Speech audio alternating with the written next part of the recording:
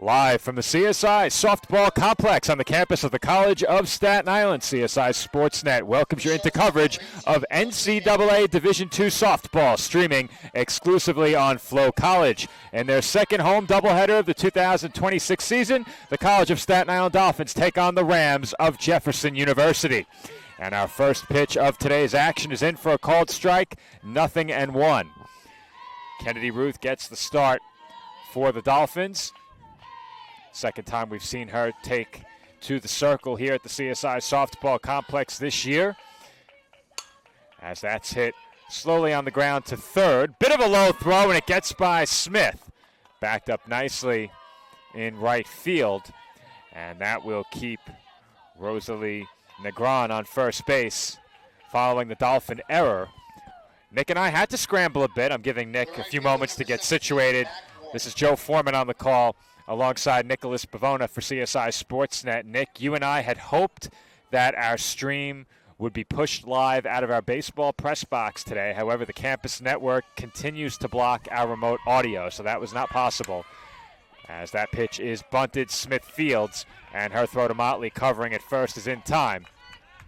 Sacrifice successful. Laying that one down was Mackenzie Ward.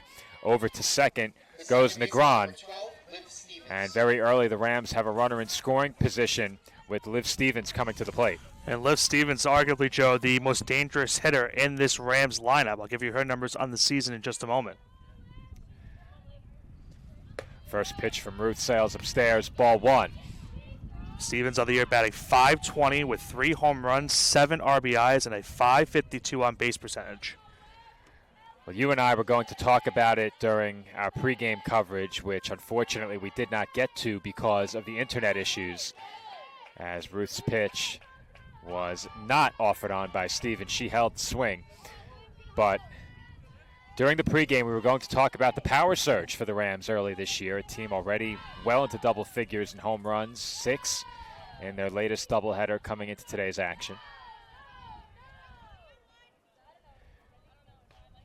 Pitch from Ruth on the way, hit sharply into right field and played on one hop. And that throw came into first, not in time, but that ball was an absolute rocket shot off the bat of Stevens, who continues to swing a red-hot bat to open the season. Yeah, you could just hear how hard contact that was by Stevens on that last hit. But thankfully for the Dolphins, it fell right in front of the right fielder and was able to hold that runner over on third base. But now first and third for the Rams, still just 1 out in the inning. Big opportunity here for Caitlin Senko. Runners on the corners, 1 away in the opening half inning. And Ruth finds the inside corner for a called strike, 0-1. Dolphins, of course, will be paying close attention to the runner at third, but Stevens, we'll see maybe if she tries to go to second, and try maybe go for a double steal. I think the big question becomes, if she runs, will the Dolphins throw? And there she goes. Throw, cut off. Now they have a play at third and a run down. And the tag is applied by Paul, but the ball came out, and everyone is safe. That's an unfortunate sequence right there for the Dolphins show, because they had it perfectly played. They threw it right to second. They were able to cut it off and throw it back to third. The rundown ensued, but you mentioned it. The ball just came out of the glove at the very last second.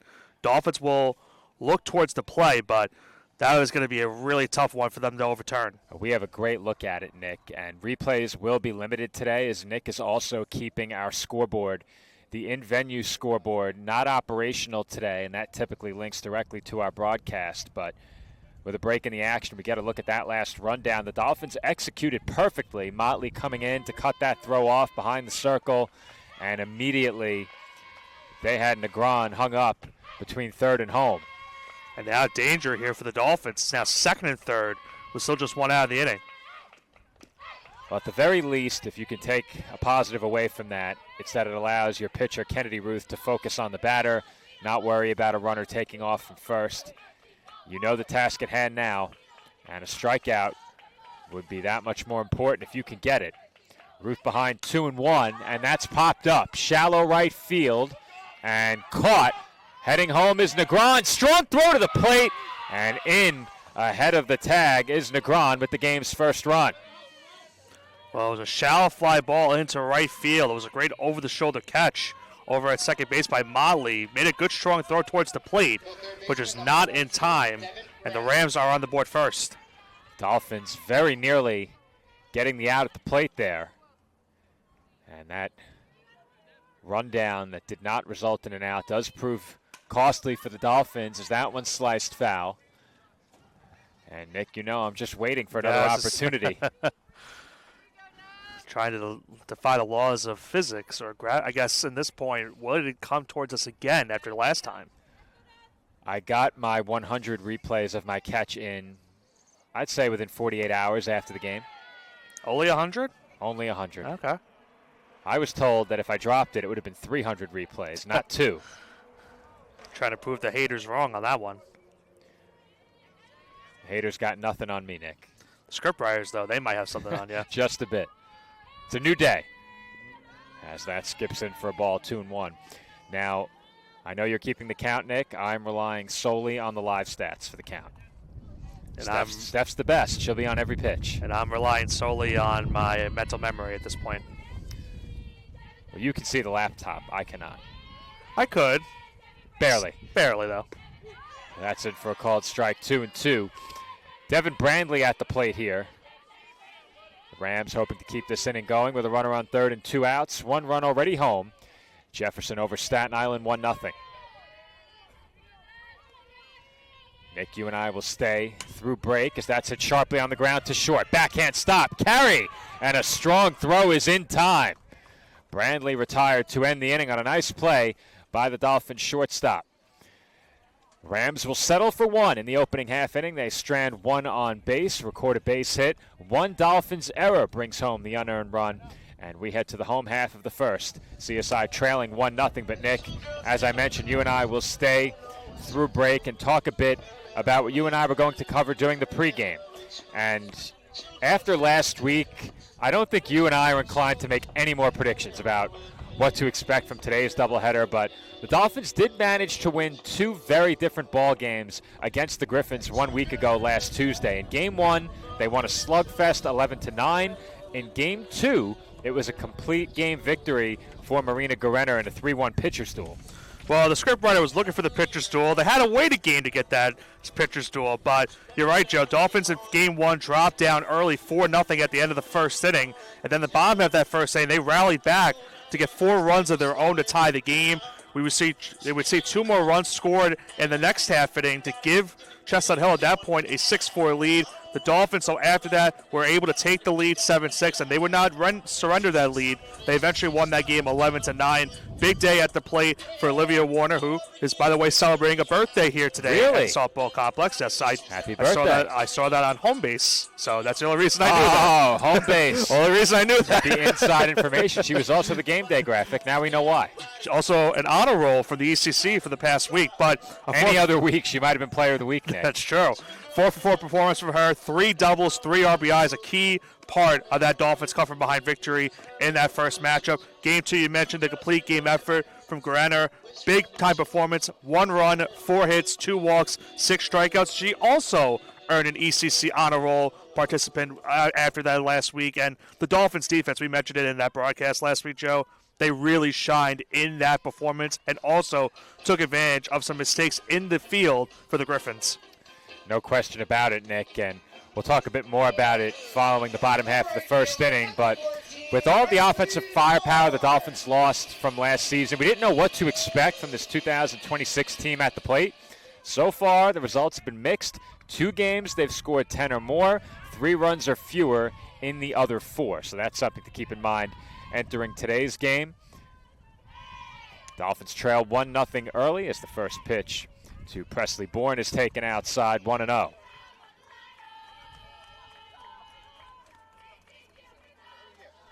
I do find it interesting that only some of the batters in the lineup on the Dolphins side have batting averages populated in the live stats. I don't know if you've picked that up, Nick, but if you take a look in the live stats on the summary page, only some of the Dolphins have batting averages. Oh, I see that now, yeah.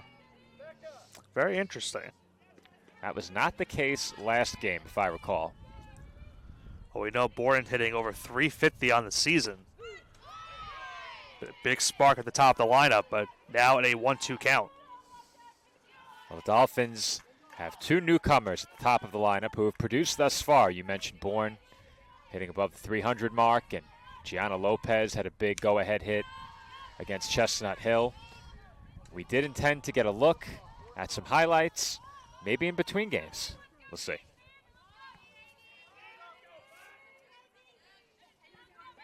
Count even, 2 balls and 2 strikes on the Dolphins' right fielder, Bourne, and she takes high for ball 3.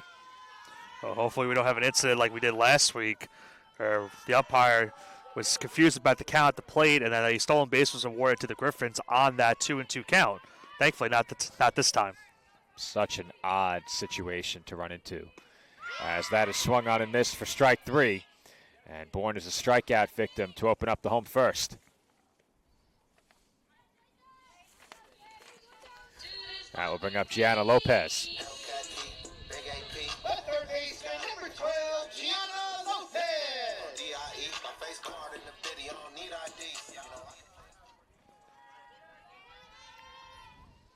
Lopez comes in hitting .294. 6 runs scored, including that go-ahead RBI against Chestnut Hill. First pitch foul tip has her behind 0-1.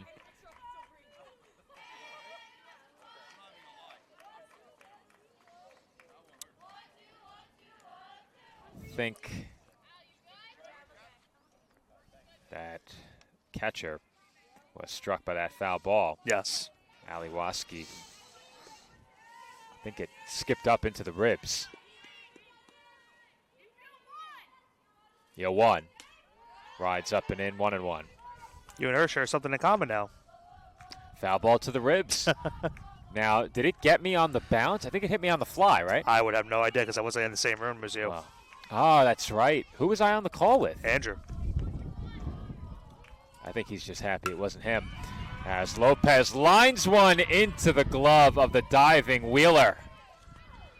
How about Wheeler on that play, Joe? She's had a pretty good season so far in terms of her bat. Is tied for the team lead in home runs, leads the team in RBIs, and now makes a great catch out in center field for the second out of the inning. When your number 8 hitter is tied for the team lead in home runs, that's a lot of firepower. Wheeler batting 8th in this game. Bridget Motley will be the batter.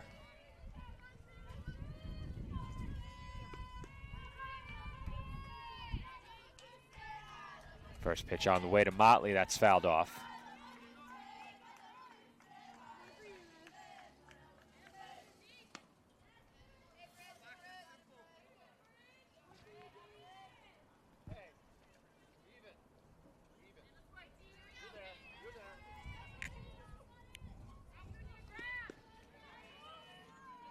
The 0-1. Chopped right back to the circle and handled cleanly by Alex, who throws out Motley to retire the side. That will do it for the Dolphins as they go down 1-2-3 in the opening half inning. We're through 1 from the CSI Softball Complex. Jefferson on top of Staten Island, 1-0. But Nick, you and I will stay right here and cover a bit more from our pregame that we missed due to the internet. And as I mentioned before, Nick, for the Dolphins, 10 runs or more a couple of times already this year, 3 runs or fewer in the other 4 games, but they've managed to generate runs on the base paths as well, with 9 stolen bases on 10 tries.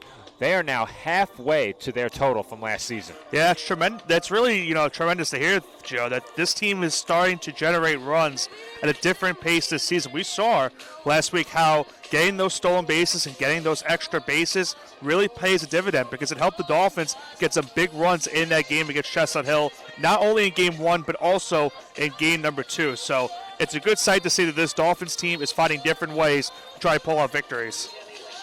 And as we mentioned earlier, the Dolphins haven't played in a week. Jefferson, meanwhile, comes in having played 4 more games than CSI, including a doubleheader on Sunday against Lock Haven. And, Nick, when you look at the team's offensive numbers early in the season, we touched on it already, the home run numbers really stand out in a big way. 12 already through the first 10 games of the season. And in the circle, this team has managed to pitch to a respectable 4.53 ERA, and we've talked about some of them already, and as the Rams come to the plate, who are some Rams we'll have our eye on in today's doubleheader? Well, we mentioned Liv Stevens' numbers already so far in the season. Also look at Mackenzie Ward and what she's done so far at the plate. 382 batting average, 2 home runs, and 6 RBIs on the season. I mentioned Ella Wheeler, who already is tied for the team lead in home runs, has the team lead in RBIs, and also has a slugging percentage of .667 on the season. But look for the circle, maybe in game number 2 potentially, for Lauren Bernacchi, who's had a tremendous year in the circle as the count now goes to 0-2. She's 3-0 on the season with a 2.89 ERA, 26 2/3 innings pitched, 27 hits, 11 runs, 8 walks, 14 strikeouts. Opponents hitting .260 against her. And in her last start against Lockhaven, Joe, complete game victory, allowed 8 hits, 2 runs, 1 walk, 4 Ks. Very impressive line for her last time out. Meanwhile, at the plate, it is Amaria McKnight. McKnight behind 1-2. Pitch from Ruth on the way. Popped up. Not towards you, Joe. Well, believe me or not, Nick, I'm actually not trying to catch another one. I'm checking for the sake of the camera. Oh, that's also fair. I will happily take another opportunity. I think I can be fairly confident I'll go 2 for 2. That's fair. After this weekend, I was practicing catching stray bats. Now, if a bat flew to the backstop as McKnight goes down swinging, tag applied, and the putout is complete. Is that a shot at who I think it is? No, not at all. Okay. Just keep it a mental note. Good. The catcher, number 11, Allie Roski. Let's just say someone with a name that rhymes with Pam might not be happy about that comment you just made. Sam Whalen won't appreciate you calling him out on the air. Well, you might be joined by Sam on Sunday. That's very true. And That there's was a scorched. rope to left field, but barely having to move was Morris. You could hear it, Joe. You talked about the numbers this season for this Jefferson team at the plate. They've already had 2 hard-hit balls into the outfield. One was made for contact for a base hit. That one was just right place and right time for the Dolphins right there. And now 2 quick outs. Well, they've hit the ball pretty well so far against Kennedy Ruth. That one finding a Dolphin glove. Dolphins also helping things along with a first inning error, as that one skipped right back to Lopez off the fence.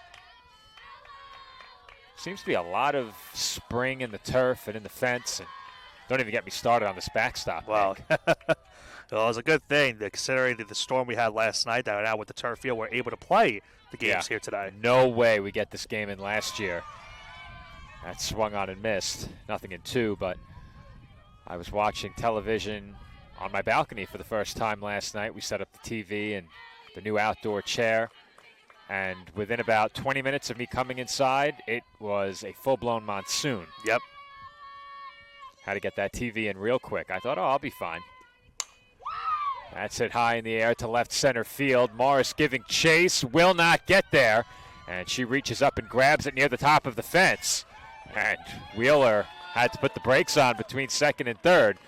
She's in with a 2-out double. Yeah, she took a very wide turn after second base, but if not for that play in left field to play it off the hop, that could have very well been a triple for Wheeler on that play. So credit right there in left field for the Dolphins, and they will see if now Jefferson can attack for another 2-out hit, try to bring home that second run. Well, we mentioned already Wheeler owns a share of the team lead in home runs, hitting out of the number 8 spot in the order today. Now Becca Schuler, the number 9 hitter, comes up in an RBI spot. Dolphins infield playing her in. This is a big out for Kennedy Ruth. If you don't get Schuler, it's back to the top of the order.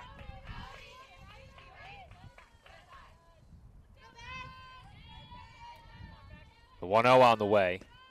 In for a strike, 1-1. And you always speak about how these are the important outs of the game. You know, you mentioned with the top of the lineup coming up on deck. 2 outs of the inning. This is the out you really want if you're Kennedy Ruth.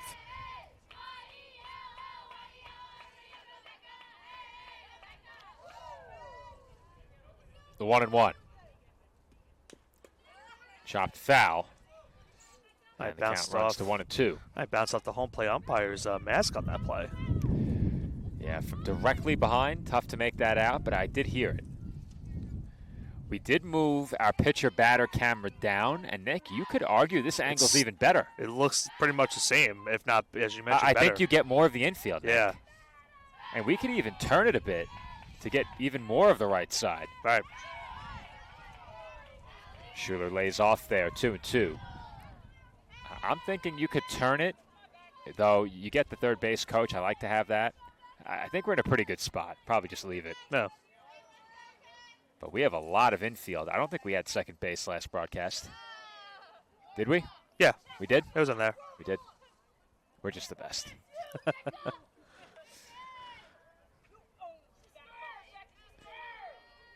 you don't gas yourself up, nobody else will. It's true. Nobody says that. No. Chopper off the glove of Ruth. Her throw to first, not in time.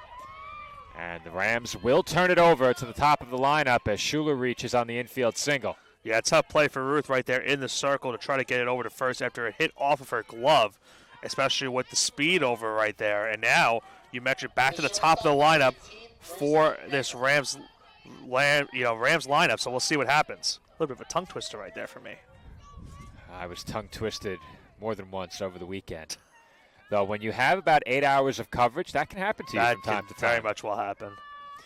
Rosalie Negron, the batter, and she takes low and in, 1-0. I think I'll keep my stories of maybe former Major League Baseball players to myself at this point. Oh, Nick, I went back and listened to it again, and we'll provide some context when we have a break. But there was a humorous moment over the weekend as Nick and I had about 8 hours of coverage at Malloy, and the Rams now have a 2-0 lead. It's an RBI base hit through the left side for Rosalie Negron. And Jefferson now leads Staten Island 2-0. Hey, Joe, kind of similar to what we saw on Saturday in baseball. A lot of the production now coming with 2 outs in this inning. You got the double, then the single in the infield, and now a single right there by Negron into left field, and it's a 2-0 lead for the Rams. Mackenzie Ward will be the batter here. Joe going by the lineup card, handwritten name of Mac Ward. Sometimes you do that. I had to do a quick check. Well, if you take the lineup off of the handwritten lineup card from the coaches, you'll get that a lot. Right. I've had a few instances from previous years doing PA where that was the instance. I just don't remember if it was us doing that or other teams doing that. I think a couple of times we've done that. it before. Yeah. 1. Taken low, 1 ball and 1 strike. So very quickly, Nick, over the weekend we had a humorous moment where you mentioned a Mike Sweeney on Malloy sharing his name with a former Major League player. About 4.5 hours later, we were calling Game 2. Sweeney came to bat, and I asked you, does he share a name with a former Royal? Going back and listening to the broadcast, you and I had a back-and-forth conversation about it during Game 1. And by the time we reached Game 2, what was it? 33 runs later? It was 33 runs in 5 hours? Yeah. I'd forgotten. I think it was late in that game, too, also, wasn't it? It might have been. Grounder, left side. Carey knocks it down. And she wanted to go to third with it, but Lopez wasn't there yet. She then lost the play at first.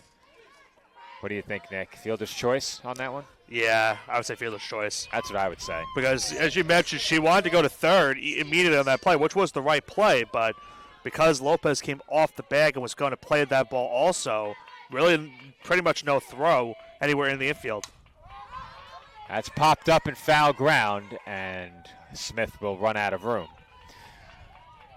Well, you went from a situation with a runner on and 2 outs to now a run already home, and the base is loaded with 2 outs. And a base hit here could double the lead for Jefferson. An extra base hit could break this game open early. And I already mentioned Liv Stevens' already numbers on the year. She already is 1 for 1 in this game. Had a single back in the first inning. Could really do some damage right here with the bases loaded. And the 0-1's in for a strike, 0-2. Well, if you're the Rams, you have the hitter at the plate that you want here in Stevens. If Ruth can get this out, that would be huge for the Dolphins. This game can really swing with the result of this at-bat in either direction. The 0-2. And Stevens just got a piece.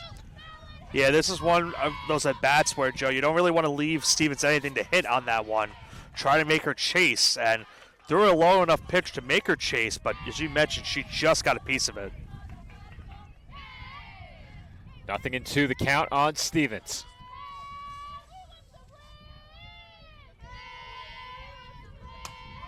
And that's hit in the air, shallow right, and caught in foul ground by Bourne. Big third out for the Dolphins to bring the top half of the second inning to a close. But not before the Rams tack on another run on 3 base hits. They strand the bases loaded. We head to the bottom half of inning number 2. Staten Island trails Jefferson 2-0.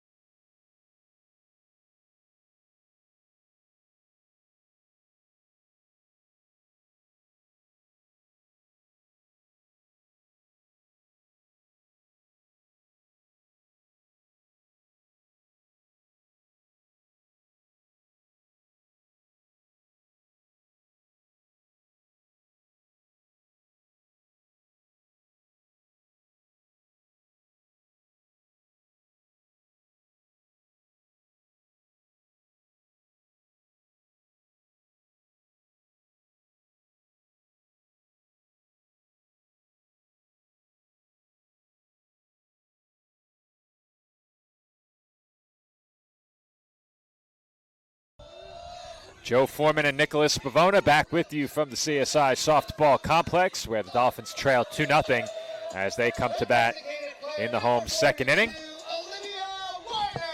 Olivia Warner will lead things off for the Dolphins, hoping to celebrate her birthday with another big day at the plate. Celebrated a couple of occasions here today, not only her birthday, but of course today also St. Patrick's Day. You have any Irish in you, Nick? Yeah. More Italian, but they do have some Irish in me. I'm equally Irish and Italian, but you'd say I look Irish, right? Generally? Yeah, generally. I think the eye color is what seals the deal. The 0-1 to Warner. Taken inside. There was one point where we had an entirely Irish-eyed crew at the table. Me, you, Tyler, and Durst. That's true. That one's fouled back.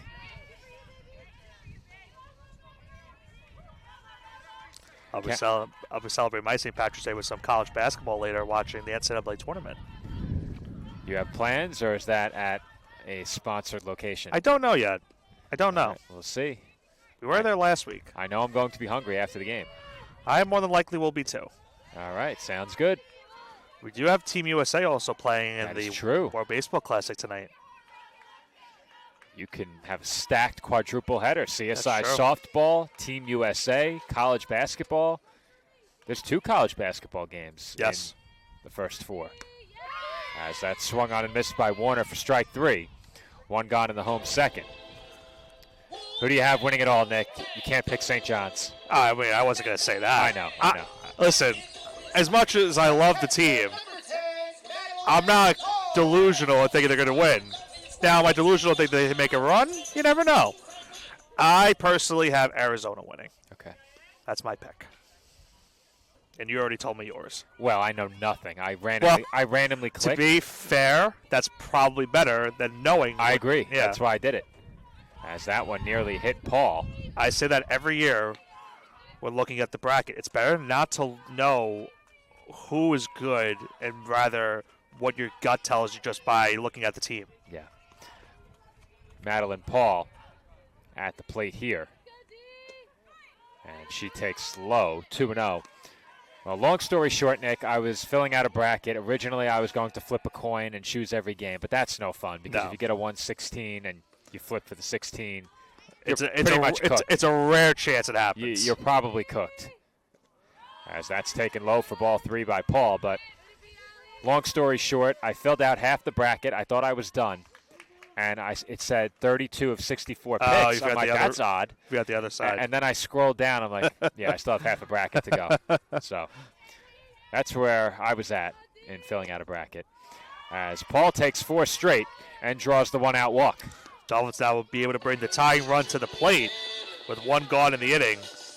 And we'll see now if Abby Morris could do the trick. But, yeah, I think, it's my favorite time of the year in terms of watching all this. Obviously, of course, we get to call these games here at CSI. But then, afterwards, able to bask in the NCAA tournament. And, of course, now with also the War Baseball Classic going on the final tonight, it's going to be a very interesting day overall.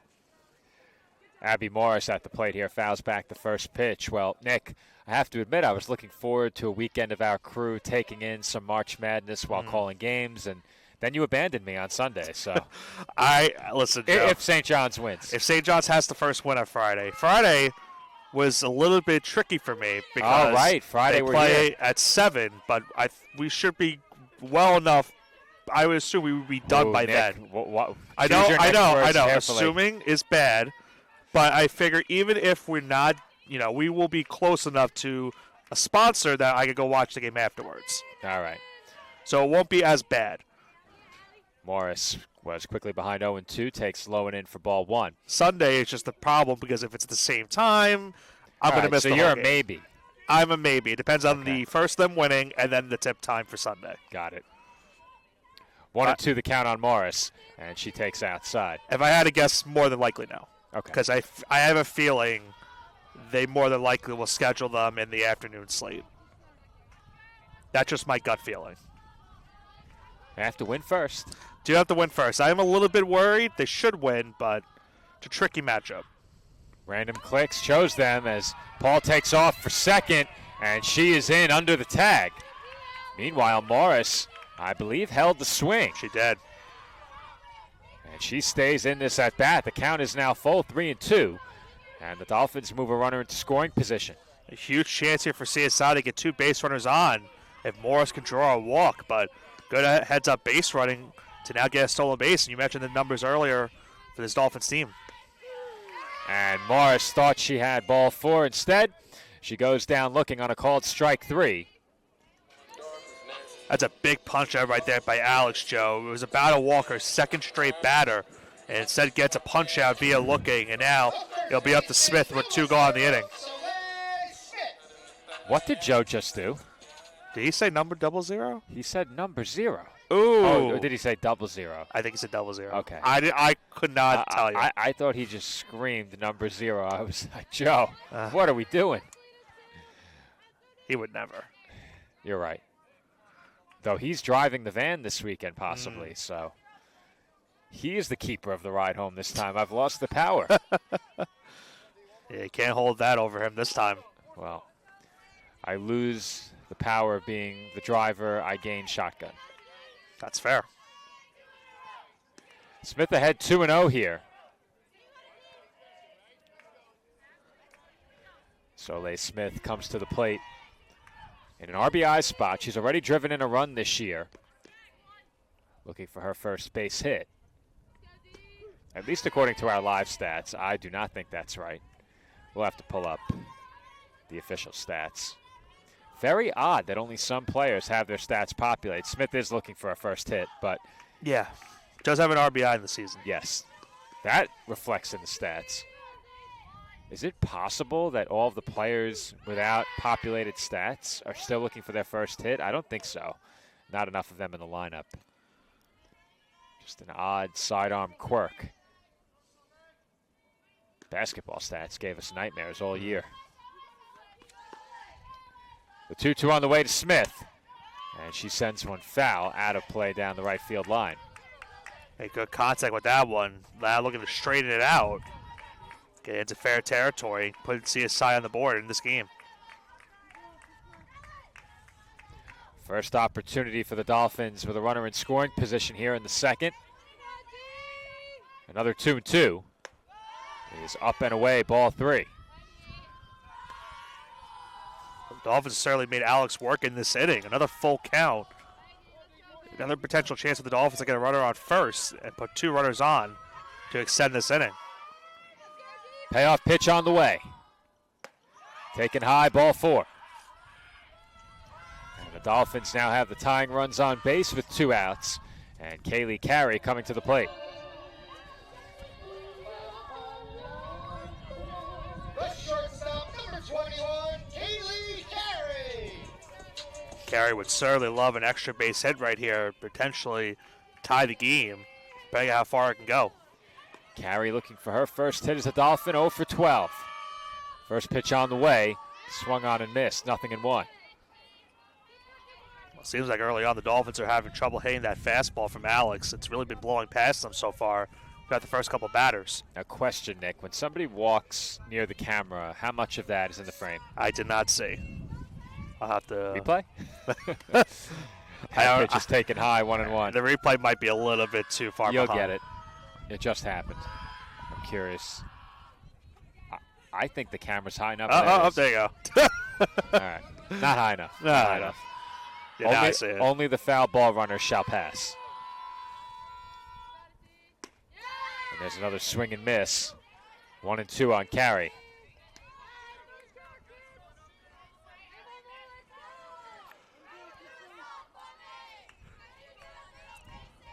Dolphin shortstop behind 1 ball and 2 strikes. 2 on, 2 outs in the home second. And Carey takes outside 2-2.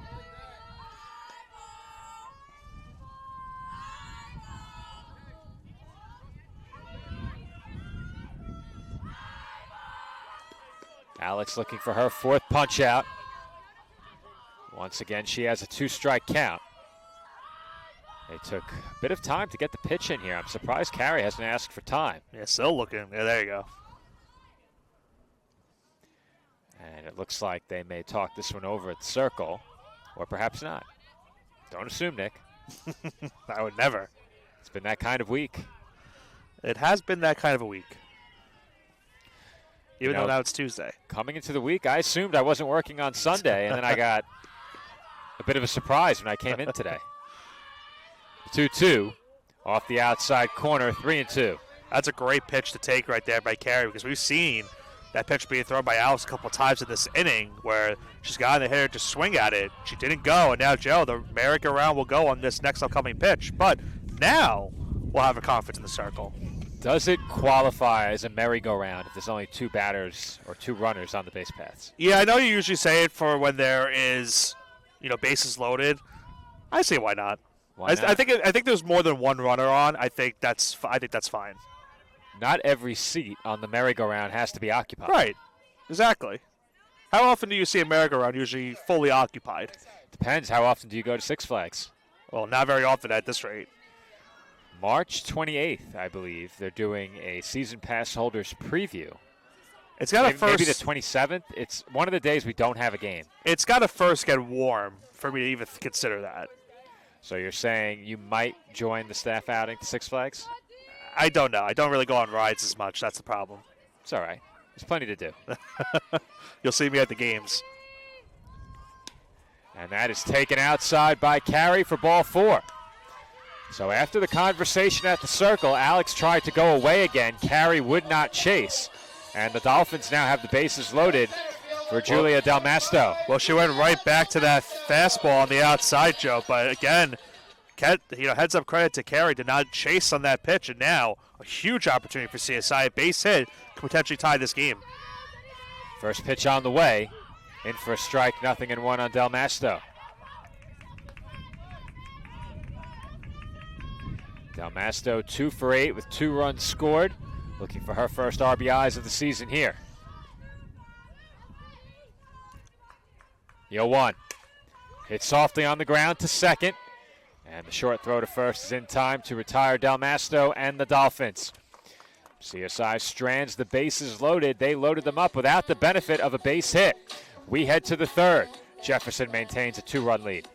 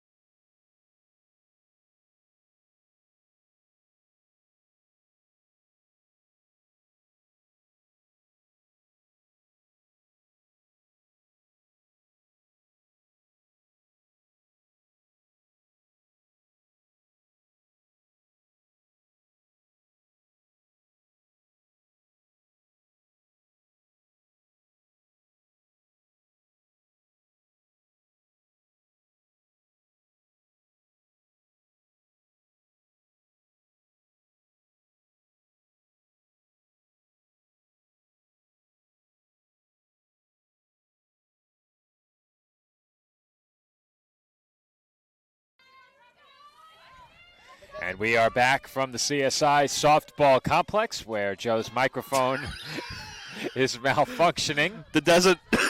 There you go. Caitlin Senko. The desert. Caitlin Senko will be the batter. And she hits one out to straightaway center. Catch made by Del Masto. Quickly one gone in the road third inning. But Nick, There's the pitcher's best friend. during the break, they were taking shots at us behind I the almost- backstop there. I almost flopped in the play. Well, Third baseman, number we had a warm-up toss from Kennedy Ruth that went over everybody, It was a wake me up. landed into the netting, which then concaved inward, right toward us. You and I, Nick, unflappable. You know the rule. Like you said, we almost gave it a flop after the fact, but can't shake us. You know the rule. If it does happen, you probably are. You're off the crew. You're more than likely off the crew. Devin Brandley at the plate behind 0-1. Brandley 0 for 1 thus far. Now I will say, we had that happen at Malloy on Saturday. Someone not on our crew Ah, yes. did do that. Do you think she felt self-conscious wasn't- when I mentioned it? It wasn't her. Oh, it was all the way at the end? Yes. Oh, you think he felt self-conscious when I said it? He probably. I mean, Joe. There How is bad not, was it? Not only was there was a glass There was a netting, window, 20 and feet of space, 15 feet of height. he literally And a glass was like window? this, head back and everything. I didn't see it. That's really funny. I could not believe it. I said to myself, I hope someone else saw this. And then Steph thankfully saw it and mentioned it in the chat. Ooh. Yeah, you know, they were kind enough and hospitable enough to welcome us into their very tight press box, so I didn't want to call anybody out, but that is I should bad. have. That is bad. I should have. That's tough. Count now full on Brandley, 3-2. Well, we all became a bit more friendly during that doubleheader at Malloy over the weekend. There were 7 of us crammed into a very small press box. Whatever you say. So you're saying we didn't become more friendly? Well, Payoff pitch, sliced foul into the netting. no, I kid. I joke aside. Joke aside. We definitely did. Trying to think how you can tell if I'm really your friend or if I'm pretending. If I'm just being nice to be professional or if I'm actually your friend. I think if you've heard me speak during the commercial break, you're in friend territory. That's fair. As that's fouled away again. If I Or- have your contact saved, maybe. Okay. If I'm still guessing who it is texting me, then hate to break it to you. So but that when I see the messages on this laptop, does that mean you don't have the context saved on the laptop? well, that Or means just- I'm not logging into my personal Apple okay. account on the campus laptop. gotcha. That's what that means. I got you. Another payoff pitch. Taken just out of the zone, ball 4. And Brandley is on with a 1-out walk. Because I was going to say, ouch. I see my number a lot, and it's still not saved. And you've known me for 5 years. Yeah, that'd be kind of tough. The first baseman, number 32, Maria McKnight. Mario McKnight will be the batter. Well, maybe the good thing also about now being back home for this game today is that, you know, we still hear Joe Calabrese doing PA, but not up close and personal like we Well, did. I have to say, Nick, he wasn't as loud as I thought. I know it's crazy because we looked at the levels and it's pretty much the same levels we had. Yeah. But you're right. It wasn't as loud as I thought. The truth is, you and I did not have to stop talking when he spoke. Oh, okay. We didn't have to. So it just sounded like awkward But silence in a way. it made for some good humor. Okay. Count even 1 ball and 1 strike on McKnight here. McKnight 0 for 1 at the plate.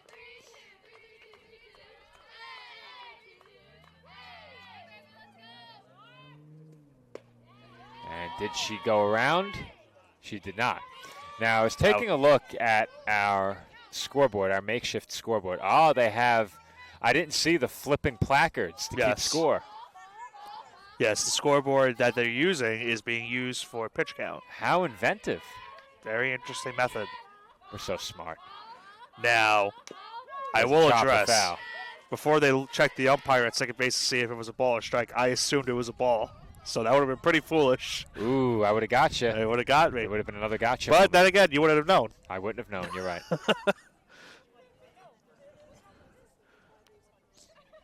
Now, I also want to address I need every single ball to be hit to left field mostly, Joe. Why is that? So you don't have to switch cameras? Look in right center field. Yes. My car is parked there. Okay. If you're going to hit to right field, hit it into the right field corner. You know, we need to get all of you Dolphin cards so you get parking lot access. Yeah, it was a tough way to find any spots today, unfortunately. You know what they say. As that's hit sharply through the left side for a base hit. Moving up to second is Brandley, and McKnight is on with the one-out single. But what they say, Nick, is having fun isn't hard when you have a Dolphin card. Do you know what that's from originally? I do not. So back in the days where I watched PBS, you know Arthur, the animated show? Yes. There was an episode where they were singing having fun isn't hard when you've got a library card. Okay. Back then, I didn't say nobody likes a liar. Yeah, I would have 100% agree with you on that. I didn't use that phrase back then, but who knows? Our readers might enjoy that. Hard hit ground ball foul off the bat of Aliwaski, 0-1. Yeah, I could probably count on one hand how many times I've been to a library. When I was a kid, I used to go to the library quite a bit. My grandmother was a reader, so I'd always choose a book out of the library. Spoiler, it was almost always the Godzilla official compendium every time. That's fair. No Ghostbusters? Nope, just Those- Godzilla. Those would be the ones I would look at. Off-speed pitch is fouled back, and the count is 0-2 on Waski. Although I loved the school, book fairs that we would have. Yes. Those were always fun to go to. It got you out of class. Of course it was. Exactly. Yeah. And most of the time for me, it was at the end of the day. It was the last thing to do. So I would get out, technically a class earlier than expected. We won't say how I got out of class. As that's bunted sharply to third, Lopez will go to first, and How about Smith that? is able to make the backhanded scoop on another low throw. Well, how about that whole sequence show? That was with 2 strikes that they bunted down the third base line. A very risky play. It worked. But how about the scoop over at first base for Smith, who I spoke about it earlier, but her defense in game number 2 of that doubleheader, a big reason why CSI was able to hold on to their lead. She makes a big play there for the second out. That's a big out. If you don't get that one, you're in a really tough spot with Wheeler up and the bases loaded, but Ella Wheeler comes to the plate here with first base open and fouls back the first pitch she sees, 0-1. You mentioned with first base open. Interesting horn right there from that car that was passing by. Wheeler doubled her first time up. Now I'm wondering, did that foul ball get near that car? Is that why they were? Perhaps. Well, that's just their fault then. Is it though? Yeah, pretty much. That pitch finds the corner. 0-2 the count on Wheeler. I have a weird interaction I had leaving on Saturday that I'm going to bring to you off the air where we go to commercial break. Ooh, off the air. That's Yeah. Nothing bad happened. It was just very mind-puzzling what happened when I left campus. Mind puzzling. Yeah. The awkward cousin of mind boggling. Yeah. Yeah. Let's just say my brother picked me up and was also very confused. And I said, this doesn't very happen often, but I guess because you're here, it happened now. Okay. Did you have unwanted deer in the roadway? No, it had nothing to do with The wildlife? deer. Now, there was deer, don't get me wrong, Yeah. by the main campus entrance, but something. I'll leave. Like I said, I'll leave it for commercial break. And then I'll relay. Yeah, suitable it's for really air. not that bad. All I right. probably could just say it. Yeah, when in doubt, for me, it's just say it. As Wheeler takes outside. Basically, moral story is we're leaving campus. Another car passed by. They were shouting something at our car. I have no idea what they were shouting. My brother had no idea what they were shouting. I just said, all right. Okay. I'll have to make up what they were shouting when we Yeah. come back from break. And Foreman's mic has been cut. As that's taken inside by Wheeler. I mean, 3-2. it wasn't anything, That you know of. right. It felt like an inside joke, but we had no idea what the joke was because I had never Well. seen those people in my life. If you don't enjoy an inside joke, you're a part of the wrong broadcast Yeah. crew. Count full on Wheeler, 3-2. Once again, first base open, 2 in scoring position for the Rams. And Wheeler draws the walk. Well, I don't think that's the worst thing right there, Joe, because you do have first base open, and with Wheeler's bat this season, you do keep her from getting anything extra on it. So now you go back to the bottom of the order, where Schuler, who did have a single her last time, off the glove of Ruth, but a chance here for the Dolphins to get the out at any base. Bases loaded, 2 outs. Rams already ahead of the Dolphins by a pair. And Ruth missed badly with that first pitch, 1-0, but Schuler hit one just hard enough to get the bounce off of Ruth's glove. Hit right off the webbing.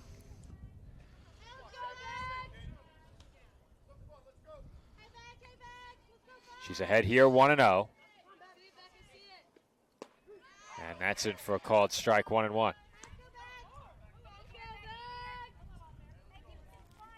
Schuler could potentially really break this game open with a base hit to the outfield, could bring home 2 runs. Because you look at where she's currently batting, there's a nice sizable gap in the middle of center field. She hits it maybe to left center. And there's a good off-speed pitch. That gets Ruth ahead 1-2.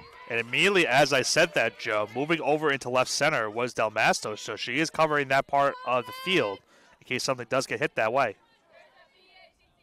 Bourne also way in and right as well. A very similar defensive alignment to what we saw earlier, well, I should say now, a week ago. Not earlier in the week, but Emma O'Neill was the batter for the Dolphins, another lefty slap hitter, and she pulled a triple into the corner as that's chopped foul. She barely got a piece of that one. The Dolphins would have taken that one.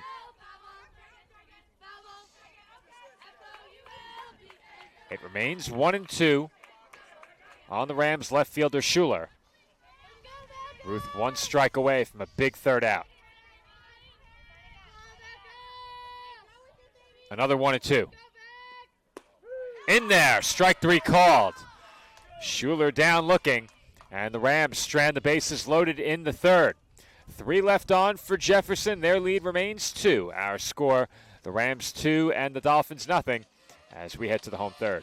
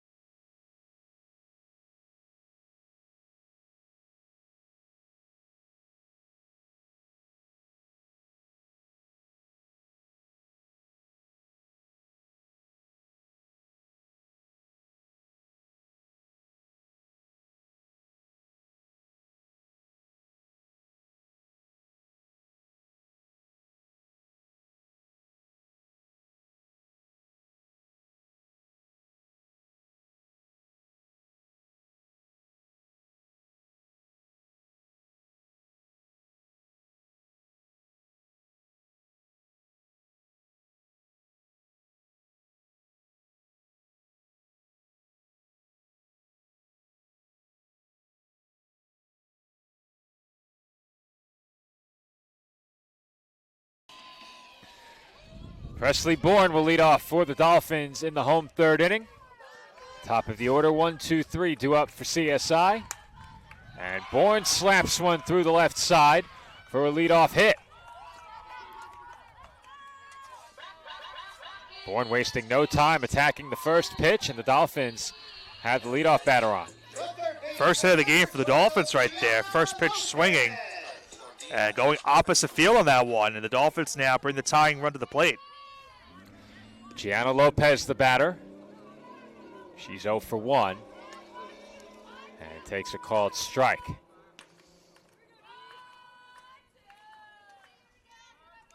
Dolphins had a big opportunity in the previous inning. Maybe watch out for Bourne at first base, Joe, as well. She's 2 for 2 on the air and stolen bases. Both teams stranding the bases loaded in their most recent turn at bat as Lopez falls behind 0-2.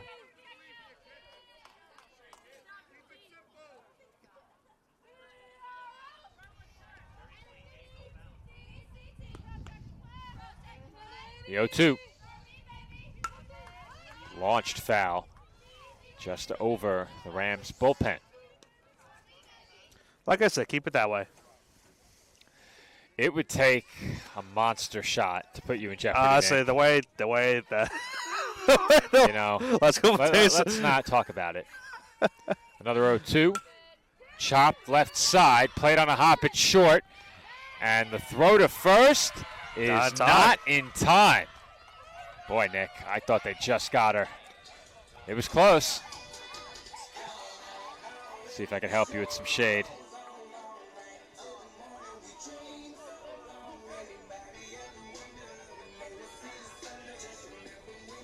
It was close. It was close. What was your instinct in real time? I thought she was safe. Okay. It was very close. Maybe try to slow it down at some point. I think part of it, Nick, was it looked like they were gearing up to call her out. And in my head, that registered it as, oh, she's out.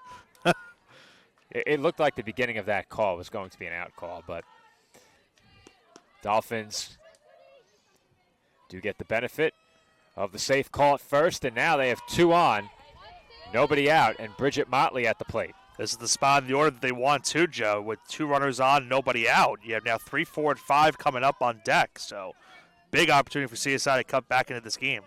Motley comes in to the day hitting .294 behind her, Warner at .571.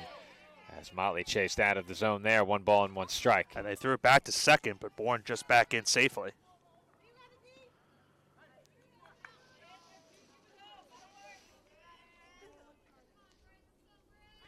Count even at 1 on the Dolphins' second baseman, Motley.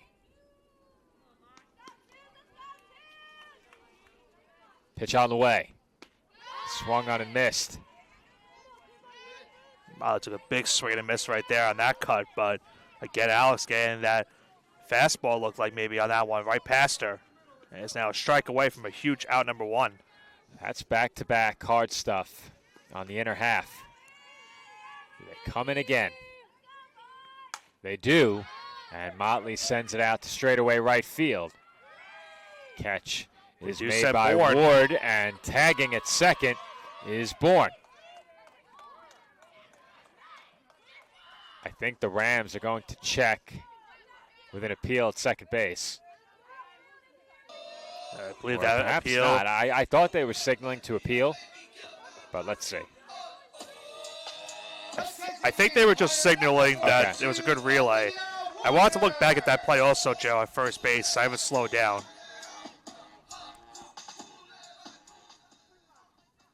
I think she's out on the replay, Nick.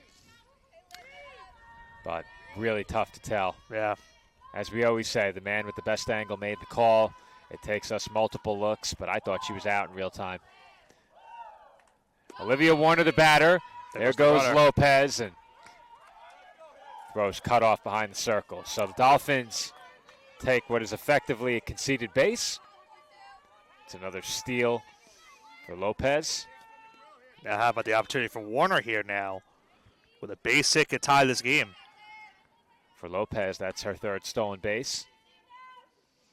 Warner now can tie this game with 1 swing as she fouls that one off. But we've said it already, Nick. I don't think there's any Dolphin you'd want at the plate right now other than Warner if you have your pick.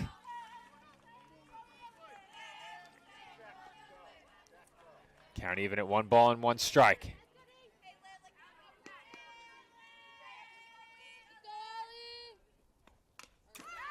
And that one's fouled back. Was I supposed to do something?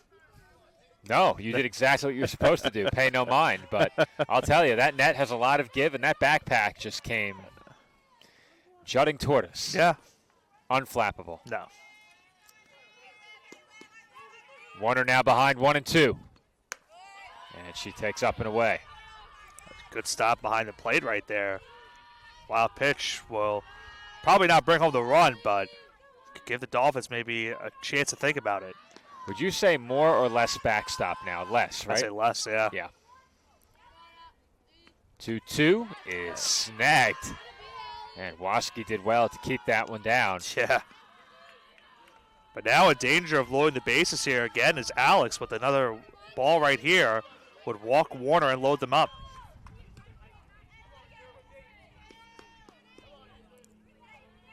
3-2.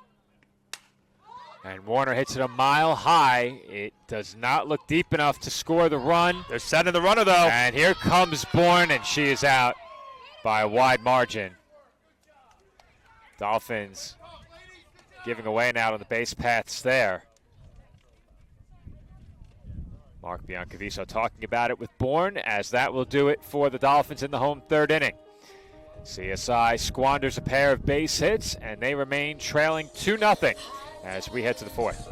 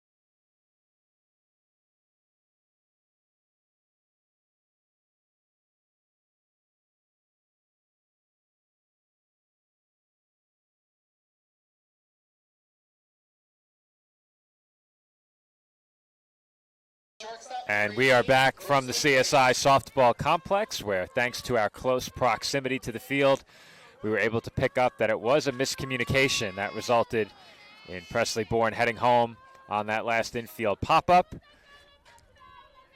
I think she mistook stay for take it, but that is what we gathered from our conversations during the break. So the Dolphins get a couple of base hits in the bottom of the third, do not score, and the Rams come to bat in the road fourth, still leading 2-0. Top of the order due up for Jefferson, Negron, Ward, and Stevens. Really tough break for the Dolphins that last half inning, Joe. They finally were able to get their first hits of this game, had second and third with just one out. And there's a liner down the line that lands foul. 0-2 the count on Negron. They were also one pitch away from loading the bases with just one out, but it was a high fly pop-up into pretty much shallow center field. And you mentioned the miscommunication over our third cost the Dolphins another out, and a very unconventional double play to end that inning. That's a tough break for the Dolphins to bring that last half inning to a close. You'd love to see Paul get a chance in that spot, your number 5 hitter. 0-2 the count on Negron here. Off-speed pitch by Ruth fouled away. It remains 0-2.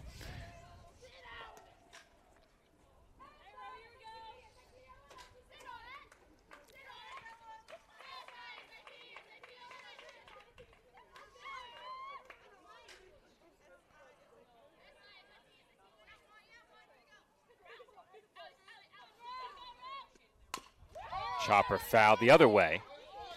Still no balls and 2 strikes.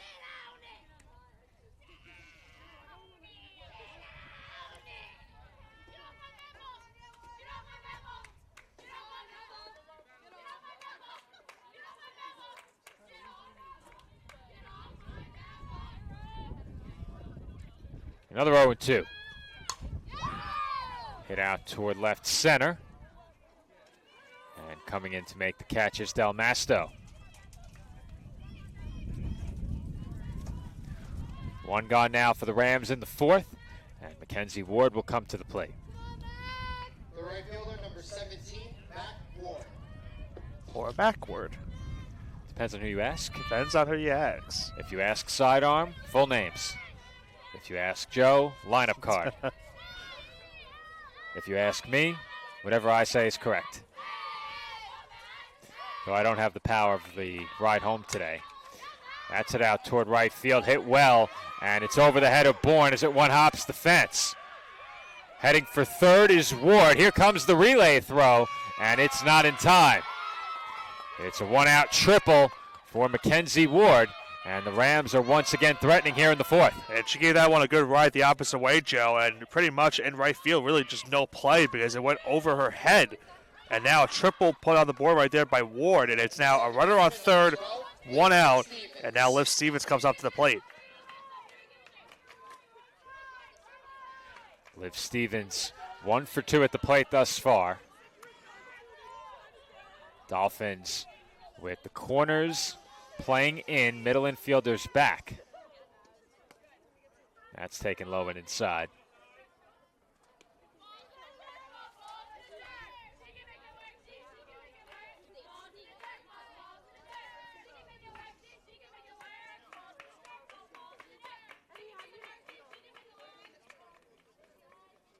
The 1-0. This is low and in once again. 2 balls and no strikes.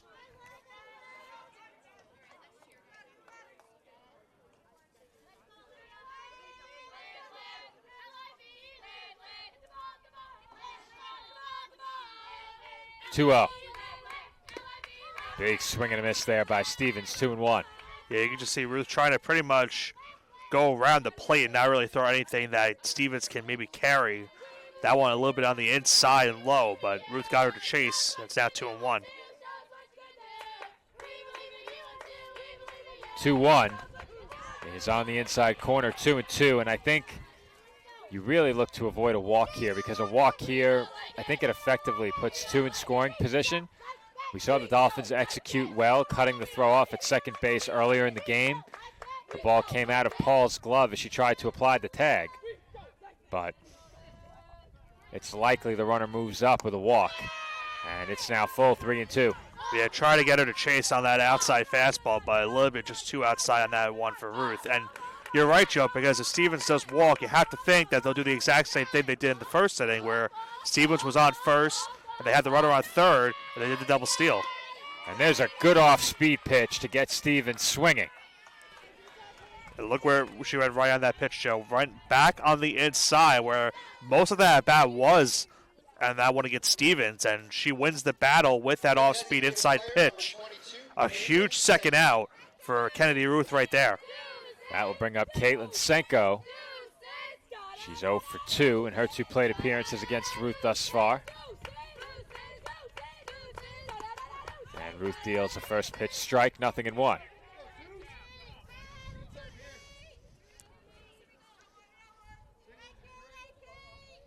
Rams have had plenty of traffic on the bases in this game. Just the 2 runs to show for it. One of those earned. The 0-1 popped up. I was right this time. I was thinking, is that rolling over? Is that going down? That would have been Sims. Oh. I'll tell you, I would She was dive. ready. I would dive. You would dive, make sure she I doesn't would get it. dive across the table and take it away before I let her catch one. We cannot have that on video. That's taken high. 1 and 2. Yeah, we can't have that. There's only enough room for one ego in the office, and it's mine. Okay. You can't have anyone else getting a big head. I was here first. 1 and 2 the count on Senko. And she hits one on one hop to second. Motley's got it, and she throws to Smith to retire the side. Rams strand a runner at third. 1 base hit in the inning for Jefferson. It was a triple, but Ward is stuck over at third. We head to the home half of inning number 4. Dolphins still trail 2-0.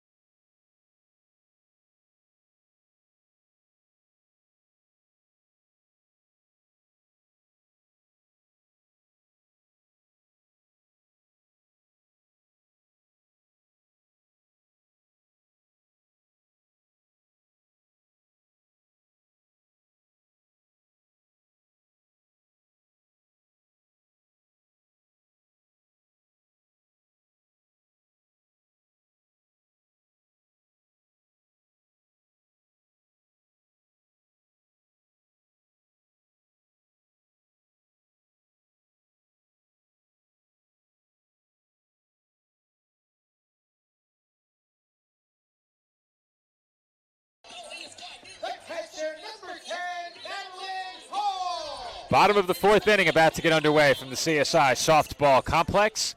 Dolphins will send 5, 6, and 7 to the plate. Paul, Morris, and Smith. Delaney Alex remains in the circle for the Rams as she misses with ball 1. Alex has allowed 2 base hits and walked 3. She has 3 strikeouts, has not allowed a run in 3 innings of work. There goes that towel again, Joe.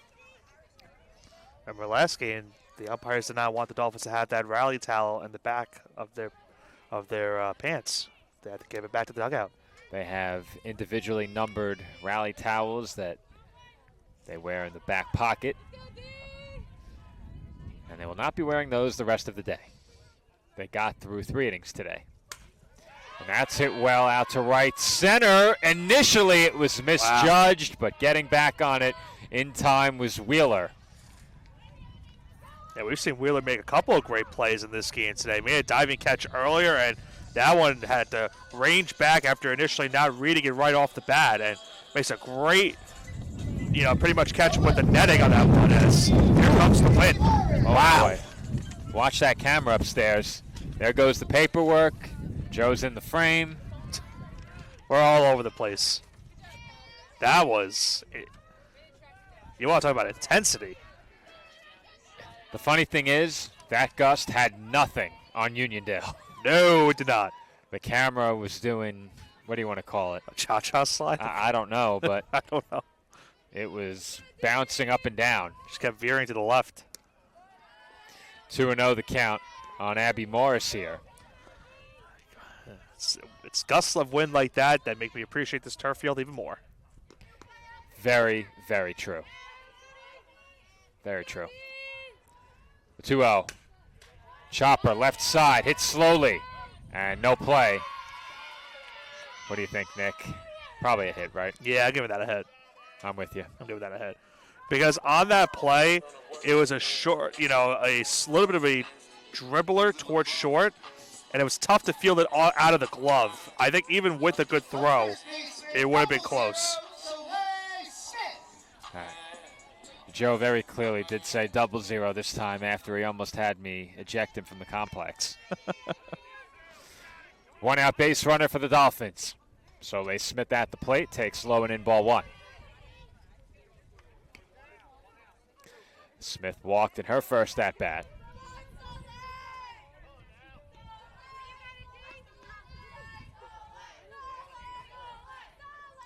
One out.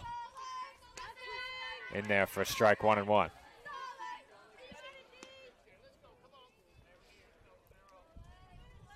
Some soccer flavor on her chant for 4. Yep. A lot of different ways you can spin it. Funny enough, consider we have the soccer scoreboard that we used a year ago? Don't remind me. That was a long, long year. That was a very tough year. Yeah, I have to admit, I did not enjoy myself. No. Having to set up the entire operation at midfield in the middle of the track. The only thing that benefited us was we were able to look at the subs. We didn't miss them. Yeah, you couldn't miss them. The statistician didn't mind. 1-2. Chopper to third this time. That's fair. And the throw will go to first. Smith is out. Morris moves up to second. And she's now in scoring position with 2 away for Kaylee Carey.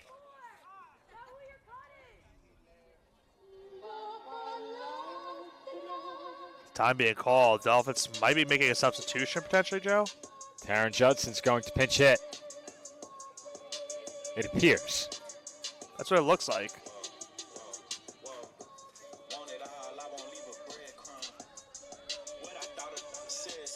We sit and we wait.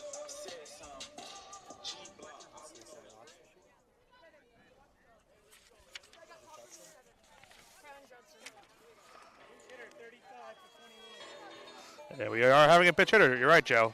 Judson will come up to the plate. Well, it's a good thing I didn't assume incorrectly. Yeah, you know what happens when you assume, but this will be Judson's 11th at bat of the season. She's 2 for 10 on the year. Judson was ready. Catcher was ready. The umpire was not. Not the first time we've seen that. It's actually quite funny watching the batter lock in and The umpire's having a conversation with the other dugout. Judson ahead 1-0. So you know what was funny? So on Saturday we had a couple of instances where the pitcher was about to throw a pitch, but they weren't, The batter looking was towards not the batter attentive yet. I saw that it was not maybe last, like 2 nights ago with the USA game. The same thing happened. And Judson on the half swing just got a piece of that one. Foul ball. Count 1 ball and 1 strike. I believe it was Camilo Doval was pitching in the 8th or 9th inning of that game, the USA-DR game. And he had a similar instance where he wasn't looking towards the batter. He was about to throw the pitch, and the umpire didn't even give him a warning. He gave him a violation. First infraction violation? They gave the batter a 1-0 count. So before he even threw a pitch in the at-bat, a ball was already thrown on the board. It must have been the second such violation on the team, I would think. I would think so. And the 2-1 misses outside. 3-1 on Judson. And, Nick, I was going to make this point. You send the pinch hitter up with first base open. It does open the door for them to pitch around Judson. Julia Del Masto on deck. And then it's back to the top of the order. And Judson went around there. 3-2. It's a little bit of confusion. Not sure anyone didn't know if it was a strike or not until the umpire gave the signal. Now it's 3-2. Payoff pitch. Looked like that was fouled off the arm of Waski. If so, she just ate it. Stays full, 3-2.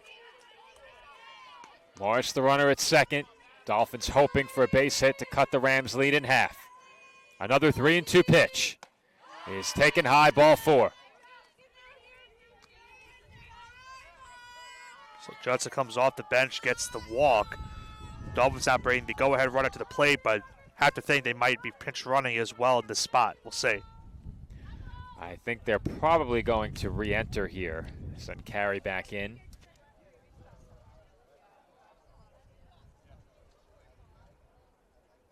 Nope. They got me this time. Got you that time. It's Jalen Martinez who's going to be the pinch runner. Tell you, Nick, when script writers just keep getting to you. They're in your head. Try and flex the knowledge, and sometimes you come up a bit short. Yeah. The center fielder, number 25, Julia Del Masto. Del Masto 0 for 1. Had a big opportunity earlier in a similar spot, and she was nearly hit by that pitch. And we mentioned this earlier where Kennedy Ruth had a similar instance where the number 9 hitter was up at the plate, 2 outs. This is the out you want to get if you're Jefferson, because back to the CSI top of the order, if Del Masto can get on base. Del Masto was retired with the bases loaded her last time up, and she chops one right back to the circle. Short flip from Alex in time, and that will do it for the Dolphins in the home 4th inning. CSI strands a pair, and we head to the 5th. Jefferson still leading Staten Island 2-0.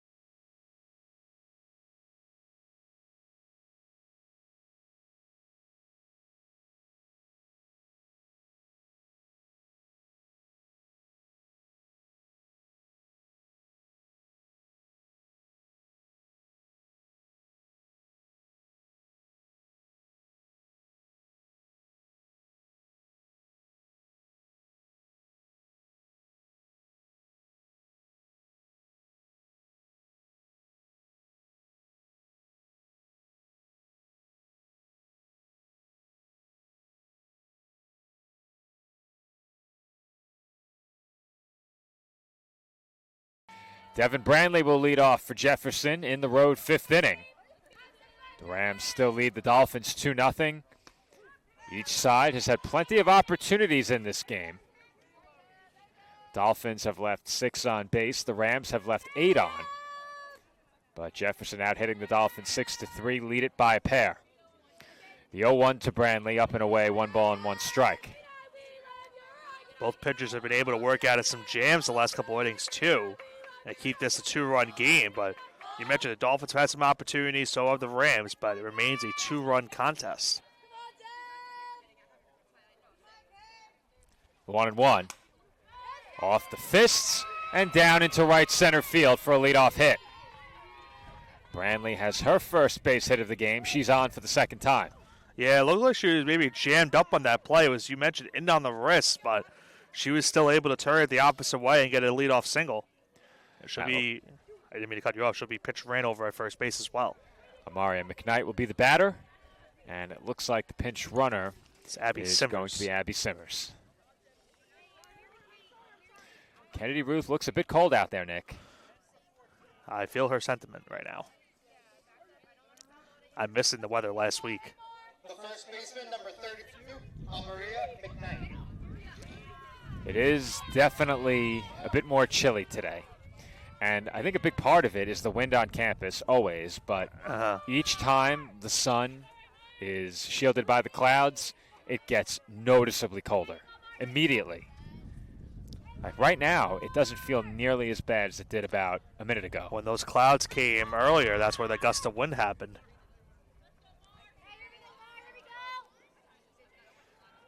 0-1 the count on McKnight. She's 1 for 2. Showing bunt. The runner is going. And the throw went in between Carey and Motley. I'm not exactly sure what happened there. Nick, it's as if she was throwing it for a cutoff behind the circle. Yeah, she gave kind of a smile afterwards also. I'm not sure what happened on that play, but stolen bases rewarded regardless. But it was a good backup, though, on that play. I believe by Molly it was, because that would have gone to center field. It almost looked like the throw was meant for Motley, coming in to cut it off behind the circle. But, of course, there was no runner on third. That play wasn't on. Could have just been a throw that got away. It almost looked like Paul might have pulled up at the end, too, and took some off of it, because that throw bounced in line with the bag. And if there was a lot on it, I think that ball ends up in center field. McKnight now with a 2-2 count. Again, you're in a situation where you'd like to get the outs at the bottom of the order to avoid turning it back over to the top of the lineup.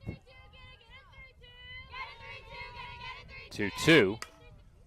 Hit to second. That will advance the runner. And McKnight is out at first. 1 away in the inning. It's a productive out right there for McKnight, able to get the runner over to third base. Now, 1 out in the inning, runner over to third. We'll see what Waski can do now here. Chance for her now to increase her team lead to 3. We've seen already a couple times in this game, Joe. Jefferson's had these chances, have not been able to capitalize. Can they capitalize here? Waski 0 for 1. Check the swing and takes a ball, 1-0. Waski laid down a sacrifice as well.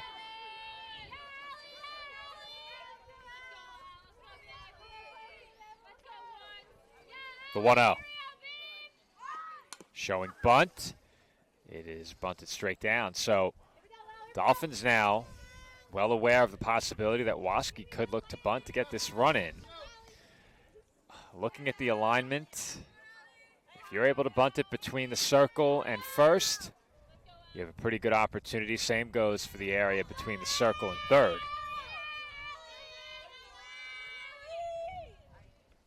1-1, taken low and inside, 2-1. Once you draw those corners in, Nick, you think there's any chance they bunt? Maybe you caught them by surprise once. I think you try to do it once, catch them off, offset, and then you eventually swing. So I think that was just a one-time thing. I agree. I think with the corners in, you swing.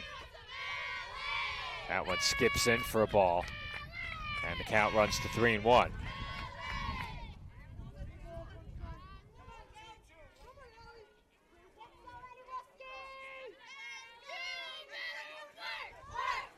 We said it before, Nick, with a runner on third, a walk could very well end up on second base quickly. And Ruth stays in the at-bat. It's 3-2. Be curious if maybe she goes back to the outside after throwing an outside fastball, but we've seen her go to the inside a couple of times as well to get a couple punch-outs in this game. 3-2. Swung on and missed, strike three. Big punch out for Kennedy Ruth as Waskey goes down swinging for the second out. And she got her to chase on that one, Joe. That was low on that pitch for that fastball. It looked like maybe a little bit of a sinker from Kennedy Ruth right there, and it worked to perfection on the inside, jamming her up in a big second out.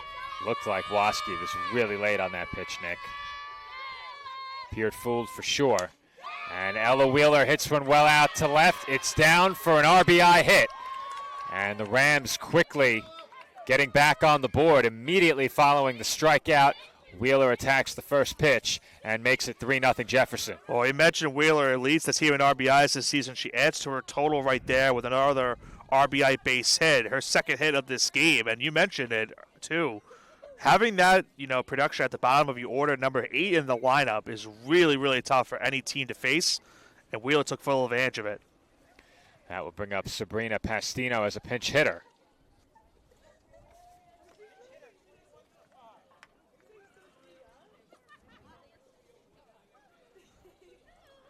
That is a big insurance run, and maybe it's a bit early to call it an insurance run, but leading by 2 and leading by 3 when you've held your opponent to just 3 hits, as the Rams have. Dolphins thus far with just the 3 base hits. That run that you add in that spot could prove to be huge later in the game. Considering that you only have 9 outs to play with, that definitely is the case. And just ask the Dolphins in that first game against Chestnut Hill how important those late game runs can be when it looks like you have it in hand. They led 9-6. They tacked on 2 more. They end up winning the game 11-9. 1-0 the count on Pastino, a left-handed batter. Pitch on the way from Ruth. Off-speed pitch taken for a strike, 1-1.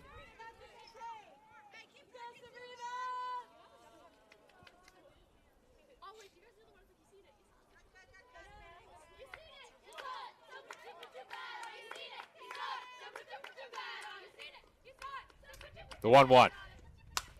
Chopper to Motley. And Motley throws out Pastino to retire the side.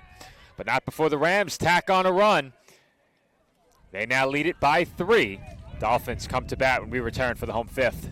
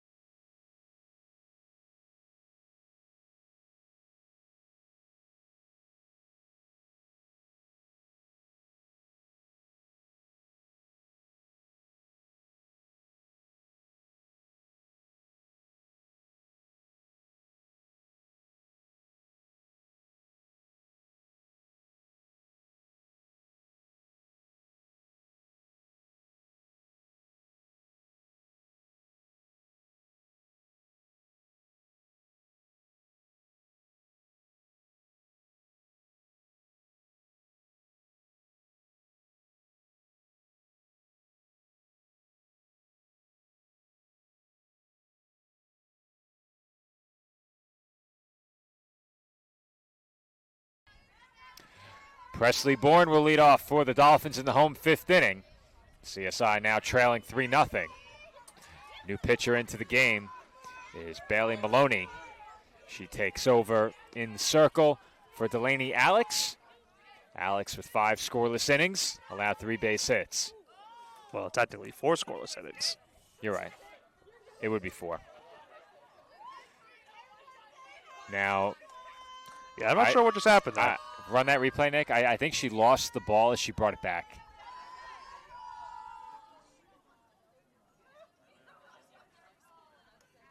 Yep. And she lost it on the way back. That's the kind of day it is outside, Nick. It is cold.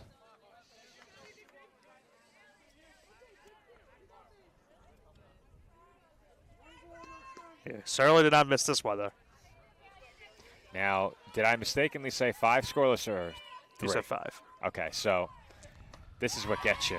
You open that summary, and it Yeah. populates that 0, and they get you. Count 1-1 on Bourne.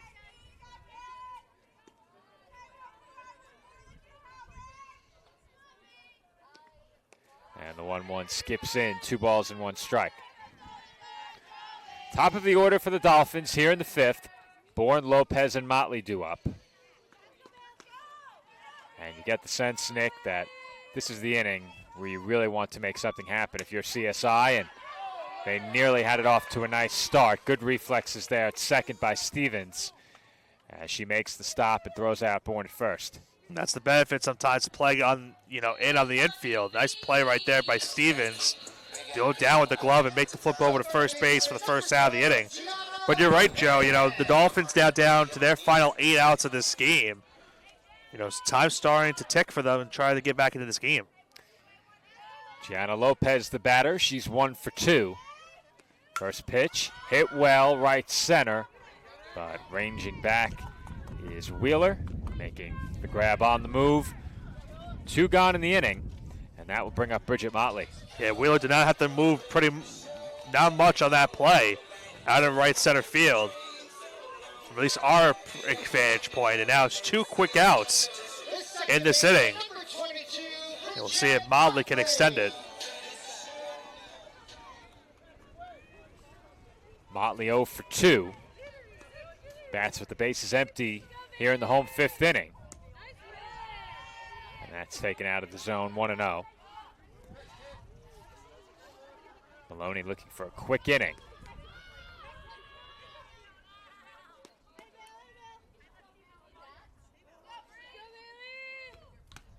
Motley got a piece of that one, tipped into the glove of Waski, 1-1. Nick, if memory serves me, there's only been 1-1-2-3 inning in this game. That's strictly off of memory. I believe so. That one skied foul. Check for the camera. All good. I have to say, though, if the camera got struck, I think Joe Calabrese should be excommunicated. He's so close. He's literally right next to it. Yeah. Still, I'll grab him a chair, too. He could use it. That pitch taken low. 2-2. Have him take a walk to the car with me. He stood all day. Oh, no, Nick. I'm in a rental. Oh. We don't have any extra chairs. No, we do not. Oh, man. 2-2, up and away, 3-2. Well, you could grab him one of the chairs, I guess, at baseball, worst case, in the press box. But still. Not the same. It's something, at least. He stood all day on Saturday. Count full, 3-2. And that's line into left, but stopped over it short. The blind spot strikes again, Nick, as Negron reaches up to take a base hit away from Motley. The Dolphins go down 1-2-3 in the bottom half of the 5th, and we head to the 6th with Jefferson in front, 3-0.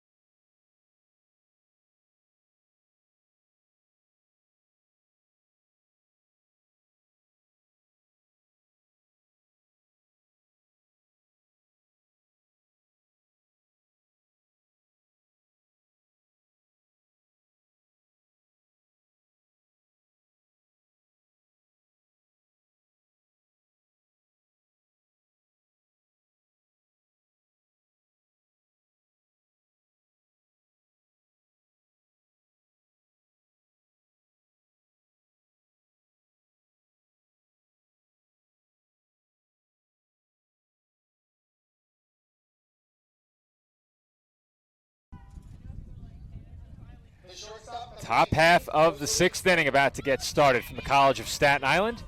It's not getting any warmer, Nick. Nope. Top of the order once again due up for Jefferson. You know who's loving this weather right now? Who? Steph. Steph's loving this weather. It's our favorite time of the year. You know who nobody likes, Nick? A liar. There you go. You got it. I got one. See, you stick around with us long enough, and you start to figure out what we're going to say before we say it. Negron ahead, 1-0. She's 1 for 3 at the plate.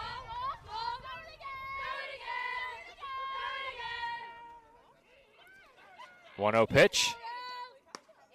Off the outside corner, 2-0.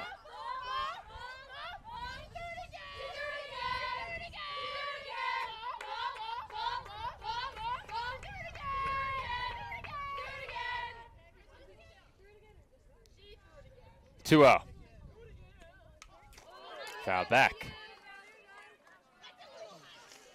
Unflappable. I'm not moving. That one wasn't that close. No. The warm-up toss, I think that that we was have close. Roos was the closest. 2-1 the count on Negron.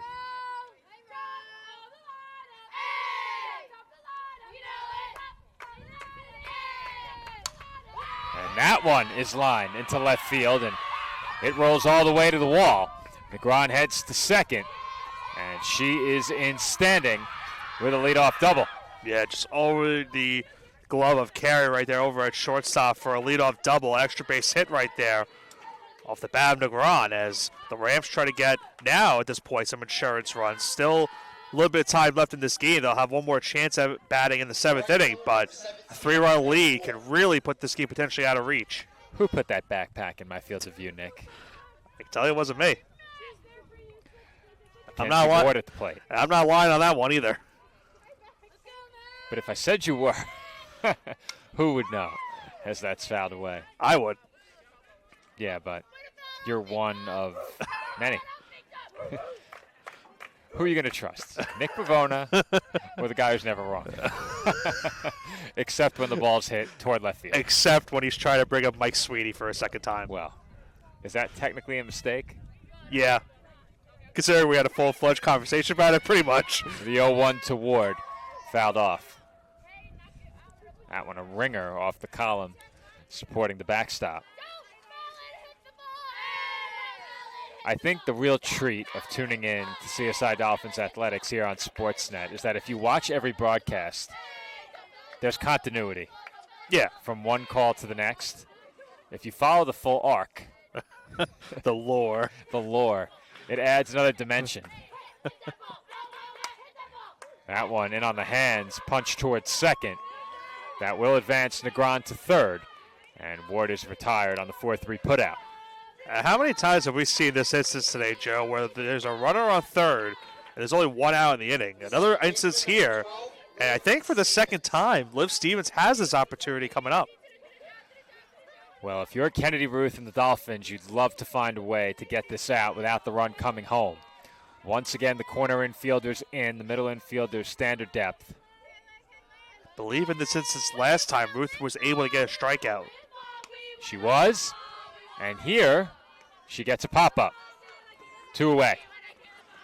And again, it was another inside pitch. That's where she got her to strike out the first time up where she had this instance. And this time around, went back to the inside and got her jammed up for that pop-up up in the infield. Alyssa Bailey is going to be the pinch hitter for the Rams. Number 6, Alyssa Bailey. She pinch hits for Caitlin Senko. We see a lot of the Rams production today as well, Joe, coming with 2 outs.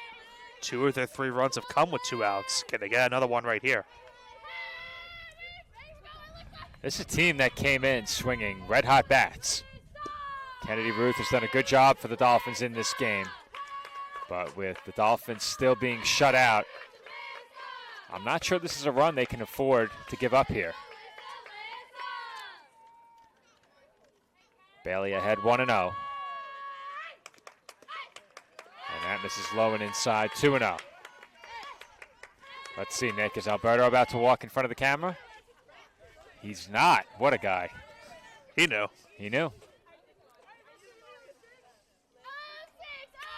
2-0. And that's it for a strike. How about that breaking ball right there by Ruth? Pretty much froze Bailey on that pitch.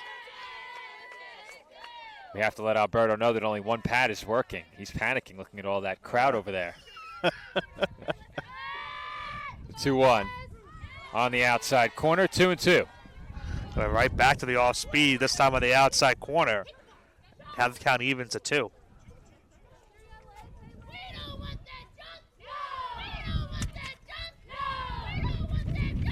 2-2. Foul back. Oh, that was close. Was it? It was close. I was ready. That was close. That was close. I was ready. We make plays here at the commentary desk. Flash the leather. I think the replay is still saved, Nick. We could run it back again.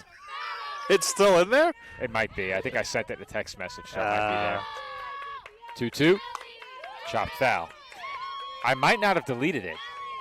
It's possible. If you click on the Finder and look in the Downloads folder, you'll see a live replay, perhaps. Scroll a little bit down. No? No. Is that it? No. No, not that. No. I don't think it's there. Another 2-2. Up and away, ball 3. If Bailey can get on, Devin Brandley would be next.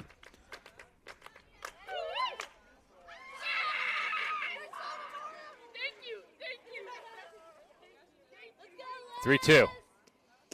Low and in, ball 4.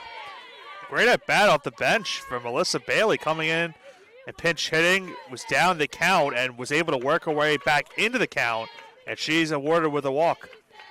It's been quality at bats for the Rams for the entirety of this game. At the plate in the 6th inning, they forced Kennedy Ruth to throw 118 pitches. They also have a pinch runner over at first base, Elizabeth Proctor, going over to first. Does Proctor run first pitch?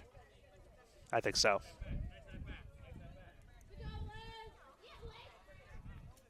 The third baseman, number 14. Do I dare make the reference I wanted to make from her last name? Go for it. I wonder if there's any relation to a former big leaguer, Scott Proctor.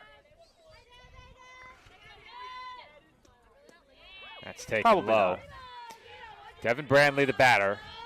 She's 1 for 2 at the plate. Proctor did not run first pitch. Judging by your reaction, you have no idea who that is. Scott Proctor? Yeah. I've heard of him. Oh, okay, never mind.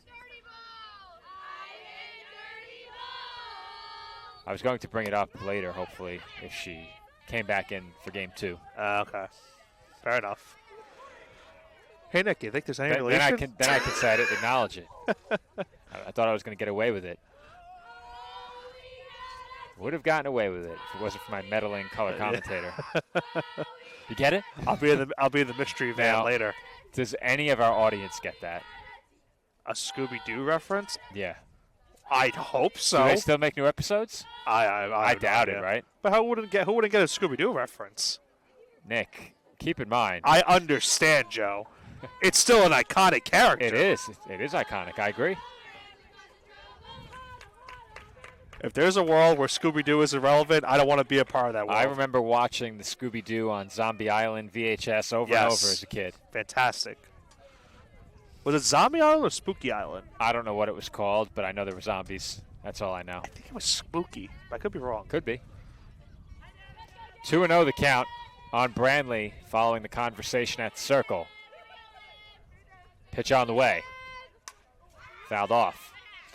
I would watch all the television shows also. A pup named Scooby-Doo. I think of the other, like the regulars, obviously, the classic one. I was always more of a Nickelodeon kid, but there was Yes. always time for Scooby-Doo. Cartoon Network was a good time as well. Comes the I was wind a again. big Dexter's Lab and Scooby-Doo guy. Yes, yes. 3-1 the count on Brandley.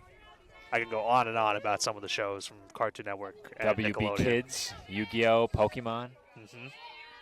Still love Yu-Gi-Oh, but the game grew too far for me to stay with it. That's taken up and in, ball 4, and the bases are loaded.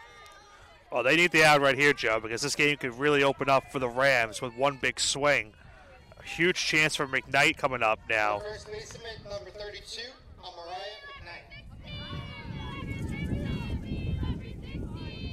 Maria McKnight, the batter. Bases loaded, 2 outs. Rams lead the Dolphins by 3 in the 6th inning.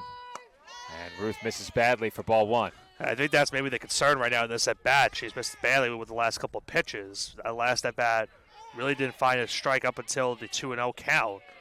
And down early in this one, 1-0. This next pitch is 125 for Ruth.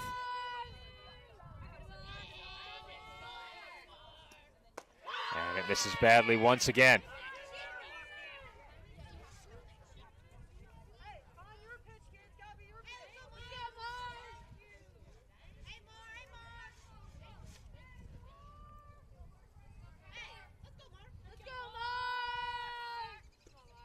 And it's 3-0. And I mentioned it, Joe. It just really hasn't found the strike zone in this at bat at all.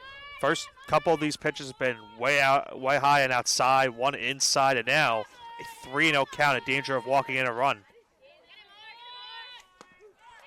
And Ruth finds the zone there. Yeah, well, it looked like that one was just a breaking ball that was one of those, well, hopefully it gets in there, it gets in for a strike, and it was indeed the case. Let's see where she goes here on 3-1.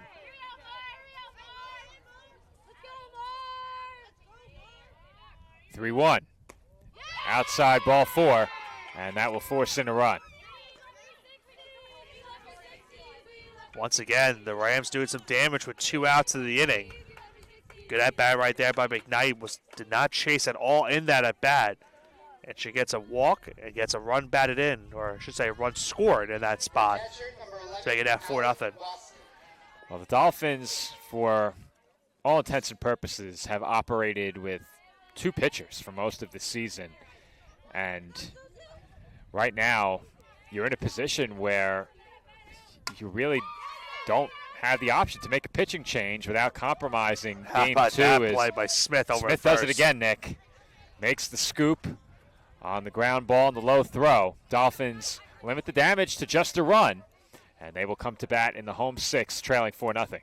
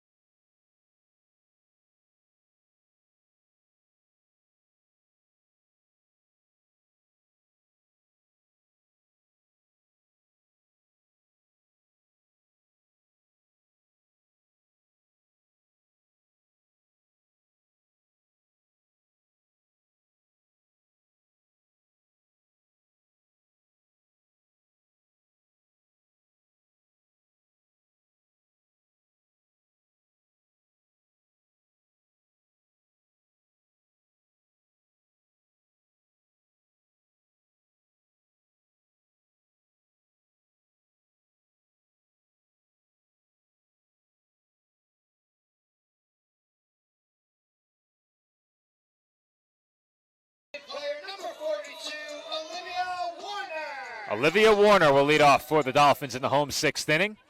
CSI now trailing 4-0. But going back to the point I was making as the final out was recorded in the previous half inning, Nick, the Dolphins are in a position where they're effectively operating with 2 pitchers. They have other arms on the roster, but if they're in a situation where they can push their starter a bit further, they've done it at every opportunity. Yeah, and you see in this game, Ruth's been put to the test a lot. And to her credit, she's been able to work out some jams. Unfortunately, that last half inning walked in a run to make it now 4-0. So that one's hit well out toward right center, and that's down for an extra base hit. Warner heads for second, and she is in standing with a leadoff double. Well, after the 4-for-4 performance last week's game, one with 3 doubles, she does get a double right there to get things started here in the bottom half of the 6th. I mentioned it, Joe. Dolphins now down to their final 6 outs. Time's definitely ticking for them to get back into this game. Now a 4-run deficit. That does help in a way, as we'll have a pinch runner over at second base. It's going to be Angie Guerrero over at second. So the Dolphins get the leadoff batter on here in the 6th inning. And we thought perhaps, Nick, that the previous inning would be the inning where the Dolphins need to cash in. They had the top of the order due up, but the middle of the lineup presents a similar opportunity. The only difference is you're now trailing by 4.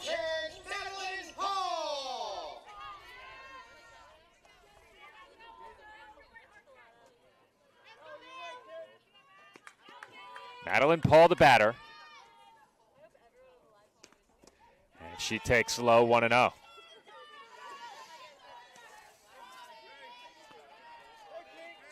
It would also be huge for the Dolphins if they can get some runs on the board without recording an out. So a big spot right here for Paul.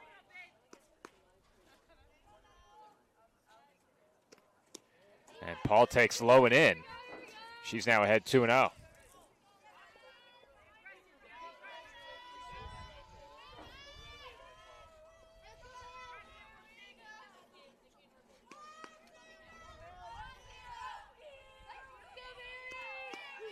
And Paul looks at a strike.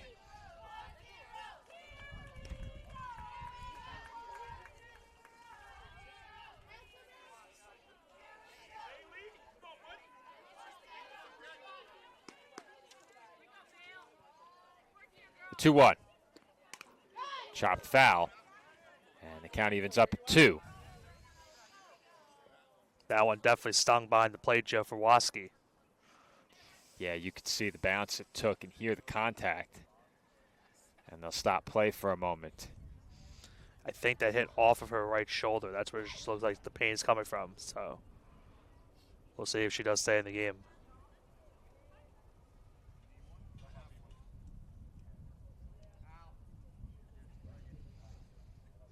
And they are going to call the trainer out.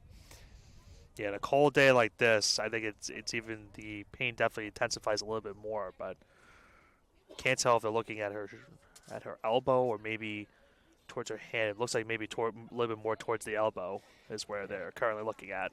Never pleasant to get hit with a ricocheting foul ball, but I think it's especially unpleasant on a cold day like today.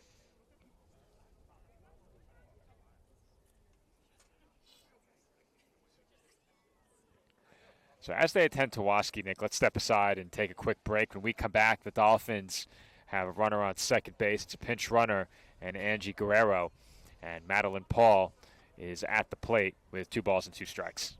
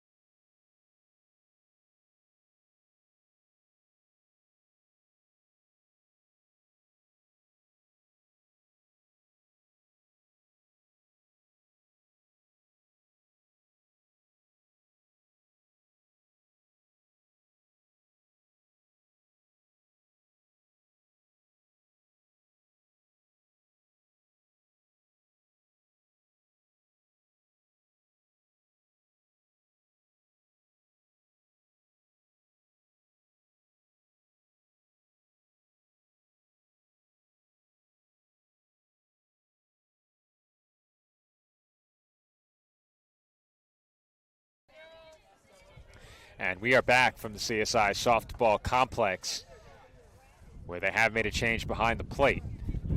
It's Vanessa Harity behind the plate now for the Rams. So Ali Waski out of the game with an injury after a foul ball bounced up off the turf and appeared to catch her inside of the right arm. Yeah, they were checking her elbow and around the wrist area. So, as I mentioned, with the way the weather is today, it's definitely going to sting a lot more than it usually would. So, it's a precaution, but she will check out for the remainder of this game. There's a chopper down the line, foul ball. And the count remains full on Paul, 3-2. But if Paul gets on, the Dolphins will have the tying run in the on-deck circle. And this game certainly is not over. The Dolphins have had plenty of opportunities in this game yet to cash in, hoping to change that here. 3-2. Fouled off. And if it gets to that point, Joe, if they do bring to the point where the tying run is on deck, it makes more important that last run that the Jefferson got in that last half inning, that was a big one because the Dolphins could have brought the tying run towards the plate. And Paul takes a called strike 3 on the inner half. Dolphins catcher goes down looking for out number 1. And that will bring up Abby Morris. And how many times have we seen today on either side of these two dugouts where the pitcher goes on the inside with that fastball and they've gotten the benefit of the call with that strike 3 this time around. A huge out number 1. Morris 1 for 2 at the plate, takes low ball 1.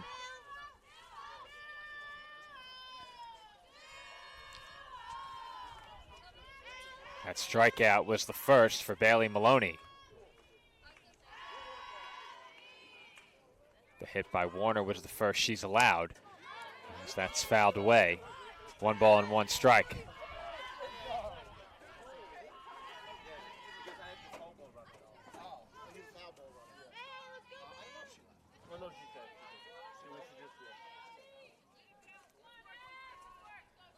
One and 1.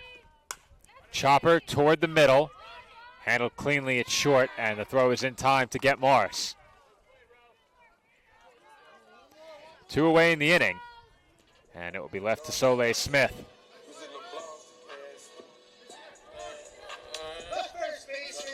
And Nick, the story for the Dolphins in this game is very much shaping up to be plenty of opportunities, and they just haven't cashed in. The chances have been there. Yeah, we talked about the numbers this season for this Jefferson team in terms of what they've done in the circle. It's been tremendous for them so far, and you're seeing it at full display here in this first game. And that's without them going to their ace of the staff. So it really shows that this team has been pitching to a high mark so far. And you're right, Joe. The Dolphins have had their chances, but just have not been able to capitalize. And Smith hits one out to straightaway right. It's falling fast, and it is caught on the dive by Ward. Initially took a step back, recovered to come in on it, and Ward makes the diving catch to deny the Dolphins in the 6th inning. 1 base hit for CSI and 1 left. We head to the 7th. Jefferson looking for some insurance, leading 4-0.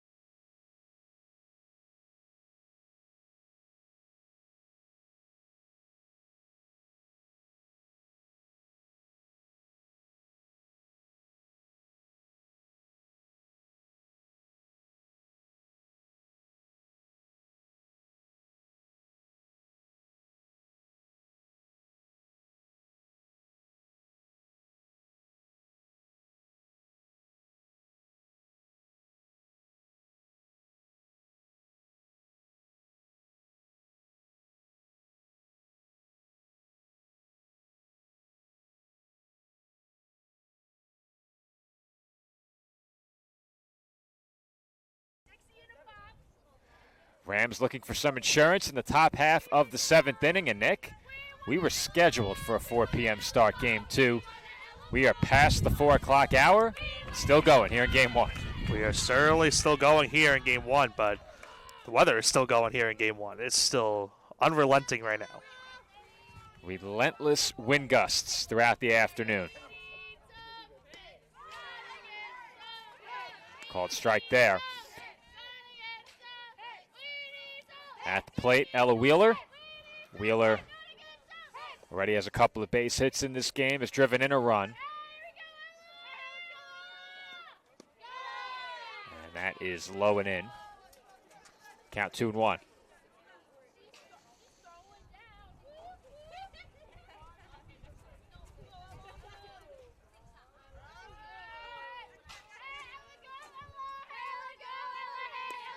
And that's taken low and in for ball 3. And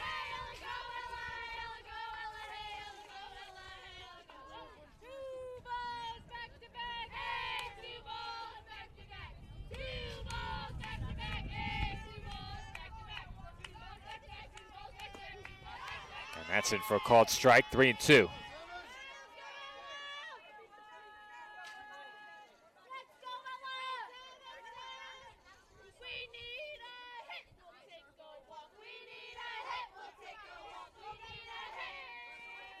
Count full on the Rams center fielder, and the payoff is straight to the backstop, where we are thankful for the netting. Wheeler draws the walk, and Jefferson has the leadoff batter on. The left fielder, number 5, Becca Schuler. A couple of walks now issued by Ruth these last 2 innings. To lead off walk to start the 7th as the Rams look for some more insurance. I'd be expecting a bunt here as the Dolphins infield. Bunt laid down. Lopez has nobody to throw to. Miscommunication there by the Dolphins. And Nick, I think with the runner going, Motley was headed towards second. Yep. And that vacated first base. The only person that could cover the play on that one was the right fielder, Bourne. But, yeah, the Dolphins just were caught in no man's land. That was a great executed play by the Rams, and now they're back to the top of their lineup. I'll go down as their 10th hit now of this game. Rosalie Negron at the plate, hits one deep to left center field, and that will land at the base of the wall. That will score a run. And the throw goes to third, not in time. Sliding in safely is Schuler. In at second is Negron, and Jefferson now leads at 5-0. It's been a nice day at the plate for Negron in this one, Joe. Made great contact, was not too far away from getting a home run on that one. Give a little bit of a bid right there, but does get an RBI double. She'll be pitch ran over at second, I believe. And it's now a 5-0 lead for the Rams.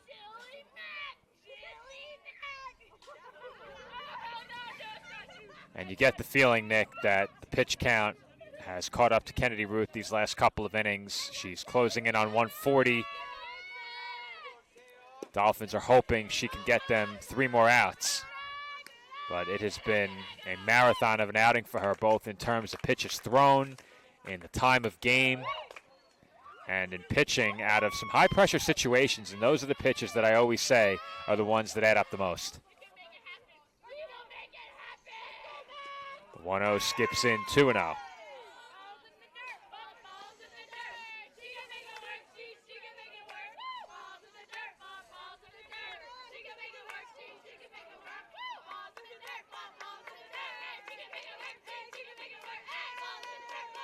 Paul looking toward the dugout for the pitch sign. 2-0. Chopper to short. Carry off one knee. Throws to first just in time. That does bring home the 6th Rams run. And they now lead at 6-0. 1 gone in the inning. Nice play over at shortstop by Carey. You mentioned down on one knee, had to make a really tough play off the bounce, but good strong throw to first base. But the Rams do bring home another run here in the top of the 7th. Liv Stevens, the batter. And she looks at a strike, 0-1. Stevens is 1 for 4.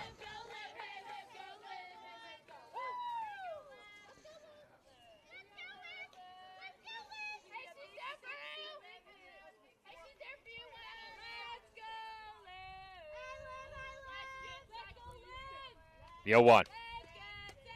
Swung on and missed, 0-2.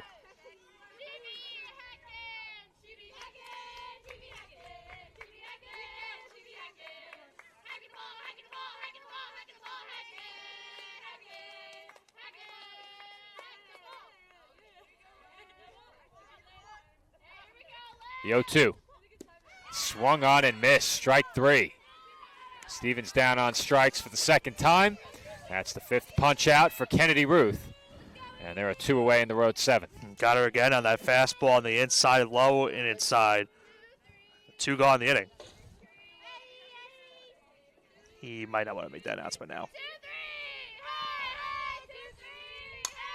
Chopper to third. Lopez throws to Smith in time, and the side is retired. Proctor retired on 1 pitch to end the inning, but not before the Rams scored twice. We head to the bottom half of the 7th. Dolphins down to their final 3 outs, trailing 6-0.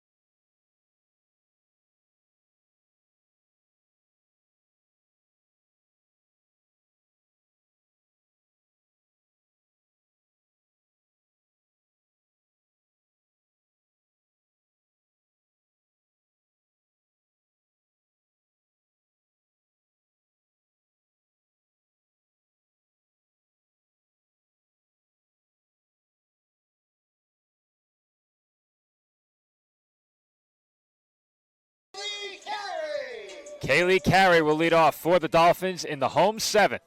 CSI trails 6-0. Down to their final 3 outs in game 1. Yes, Nick, this is game 1. I don't know why you reiterated it to me. I know. I know you know, but those tuning in late might not know. 1-0 the count on the Dolphins shortstop. Carey without an official at bat in this game. And now she has a base hit, her first as a Dolphin. First of many right there for Carey, and you mentioned didn't have an official at bat until right there. It's a leadoff single to get things going in the home 7th. And Julia Del Masto will be the batter. Del Masto 0 for 2. Has come up in 2 big spots in this game. Hit with the bases loaded earlier and then with 2 on a bit later. And we'll see if they go in pinch hitter or pinch runner. I think pinch runner. That's what it at least looked like. There is stirring in the Dolphins dugout.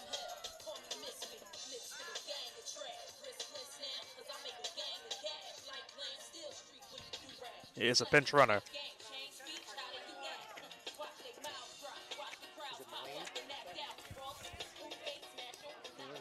Maylene Mendoza will be the pinch runner for the Dolphins. Pinch running for the Dolphins, number 7, Maylene Mendoza. I think something also to note, Joe, if the Dolphins can get the first 2 runners on, they would bring the top of the order back up with still nobody out. If Del Masto can get it on. Those late insurance runs for the Rams could prove to be some big insurance runs they tacked on if the Dolphins do turn it over to the top of the lineup without an out coming first. But CSI has plenty of work to do here in the 7th inning. Del Masto did show bunt on her first pitch. And that is taken for a strike. Count even at 1 on the Dolphins center fielder.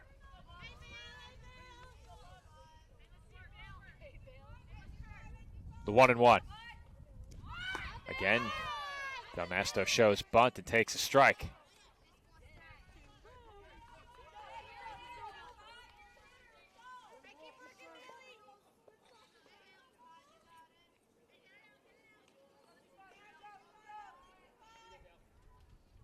The 1-2 coming. And that's a chopper to third. Handled with a bit of a snow cone over there, but the throw to first is in time. And Del Masto is retired. Mendoza moves up to second.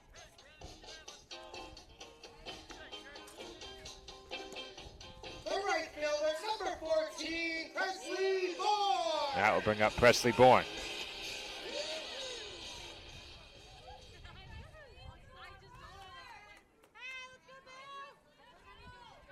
Bourne at the plate, 1 for 3 in this game. That's with a runner in scoring position and 1 out.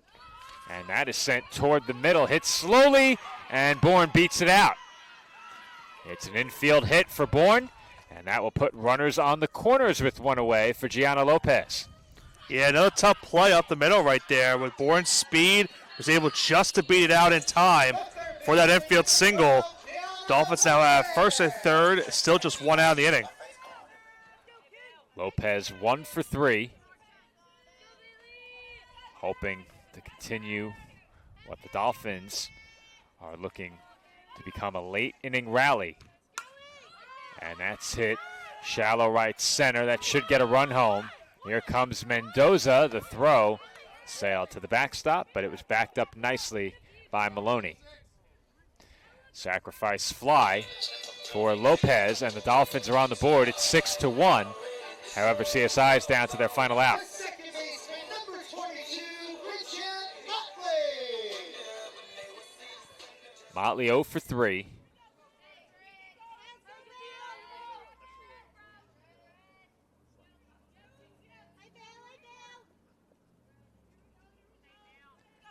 Pitch from Maloney. Hit in the air, straightaway right. Hit pretty well, but Motley got under it, and that will do it. Bourne looked like she was tagging over first. No one realized how many outs there were. Well, that is the final out of the game, and the Dolphins drop the first of a pair against Jefferson on the afternoon. Our final score in Game 1, the Rams 6 and the Dolphins 1. And approximately, the mic's off apparently. Yeah, I think, at the end of the day, Joe, the Dolphins had the chances in this game, but you mentioned it earlier. They just weren't able to capitalize. It was really strong pitching from this Rams pitching staff. Really good show for them here in this first game to hold the Dolphins to just 1 run. That run coming here in the last half inning. But we'll see how the Dolphins offense responds in game number 2, trying to at least get a split of this doubleheader and get their record back to 500. They will look to do that in approximately 30 minutes. If you heard our public address announcement, Joe was having some technical difficulties, but he got through it. And very shortly, Nick and I will step off headset and take a break ahead of Game 2. We're looking at about a 30-minute break between games, so when our audio returns, it is time for Game 2 to get underway. Game 1 final, it is the Rams 6 and the Dolphins 1. The second game of today's non-conference doubleheader coming up at approximately 4:50.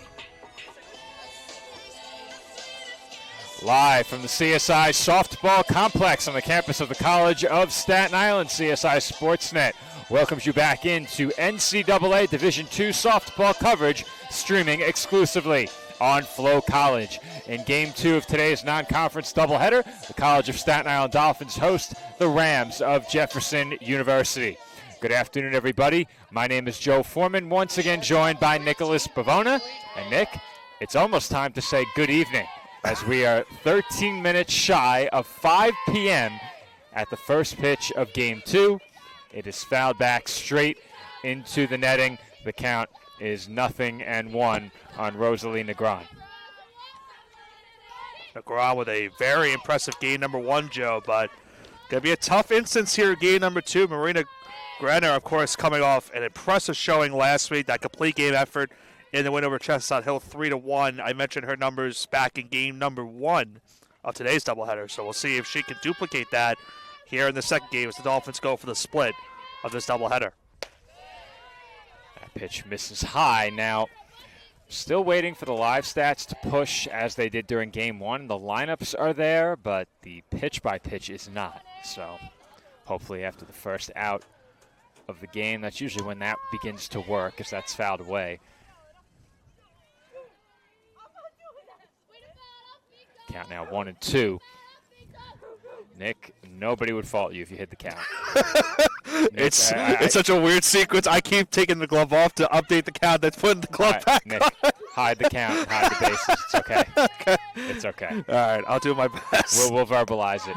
Okay. 2-2 the count once the live stats begin to populate. You can change cameras with the I'm just glove. trying to make sure I can I can cut the camera with You the can. glove. You can. It's a very hard press for me to get it. It is very it is very cold. As that's hit deep to center field. That one has a chance, and it is gone. It is a leadoff solo home run for Rosalie Negron, and she will be greeted by her Jefferson teammates at the plate as the Rams go in front 1-0. Yeah, no doubt at the center field. Joe gave that one a carry. You can see kind of the flag out of left field is kind of blowing towards right center field, and that one was just hit dead on into center. I mentioned Negron, great performance in Game 1, off to a great start in Game number 2, as her team now leads at 1-0. That will bring up Mackenzie Ward. Having trouble switching with the glove? No, the problem is I can't move. The score. I can't move the air. I also had to put the wall. Yeah, And then you had to get back. Yeah. I had to move the arrow. All right. Well, you better hope we don't get another offensive slugfest like we had. Man, that scriptwriter would love a pitcher's duel right now. Am I calling myself the scriptwriter? Maybe. I was just about to say, are you calling yourself the scriptwriter? For this game? It was Nick all along. For me, this game, yes. It was Nick all along. Nobody likes a liar or a sneak. Look at Nick. Swing and a miss there by Ward. 0-2.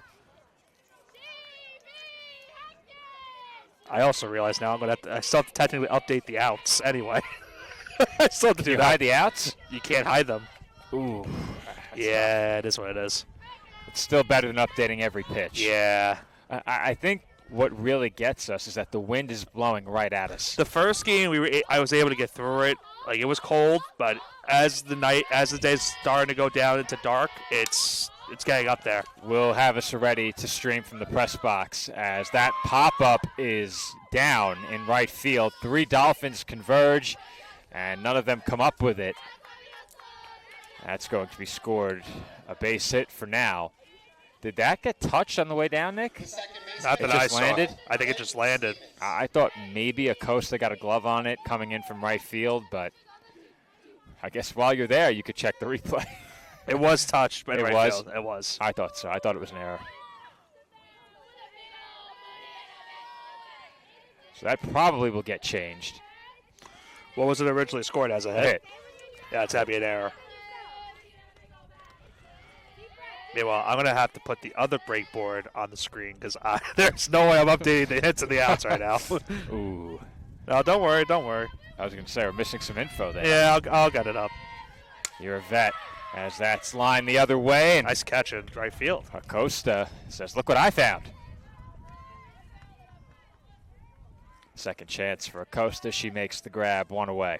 Yeah, I was making it look flashy Game 1 with me putting the hits and the errors. Nick, we're going to have to call this one. I'm going to have to awkwardly pace like our PA announcer. You know, I thought about standing up for this game. I'm not going to lie. Nick, I thought about if you it. didn't have engineering duties. Yeah, I might. I thought about Yeah, it. we need to get my headset wire extended a bit here. Yeah, untangle me there, Nick, when you get a second. It's in a loop. There we go. Yeah, get me out of here. Yeah, much better, much better. Problem is I can't see the live stats. Well, This is Madeline Holmes at the plate. so I like to say there's some pros and cons to doing some certain things. Holmes behind 0-2. I'll tell you, Nick, if I was making a pros and cons list, the pros for press box call Game 2, that list would be very long. Yeah. And Holmes quickly strikes out on 3 pitches, 2 away. Yeah, still trying to feel my hands at this point, but nice strikeout right there by Grenner, and that's a huge out number 2 right there, Joe, because, of course, after giving up that home run, really needed that one, and a big strikeout. Amaria McKnight is the batter. Guerrero trying to limit the damage to just the 1 run as she gets McKnight to go around on the half swing. Joe Calabrese, Well, talking. I think he had a pronunciation mishap.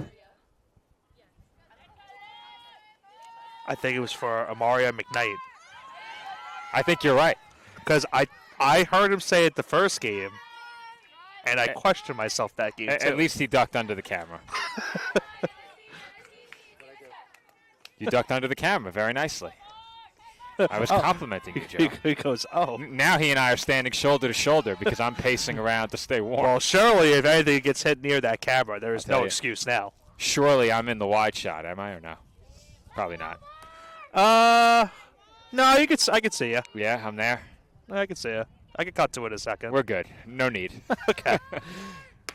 And Gurenner has another strikeout, her second of the inning. All right. She sets down Holmes and McKnight via strikeout back-to-back. 1 run home on the solo shot for Rosalie Negron in the opening half inning. We head to the bottom half of the first. Dolphins trail 1-0.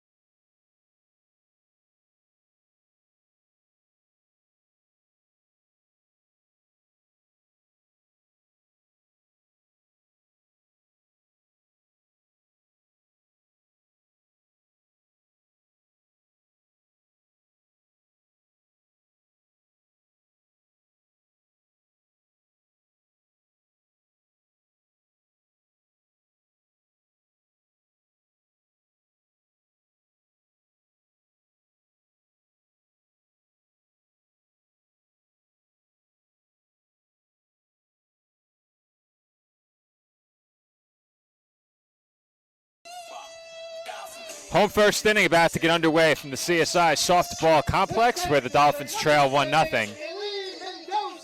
Maylene Mendoza leading off for the Dolphins. The rest of the CSI lineup: Lopez, Motley, Warner, Paul, Judson, Joseph, Acosta, and O'Neill.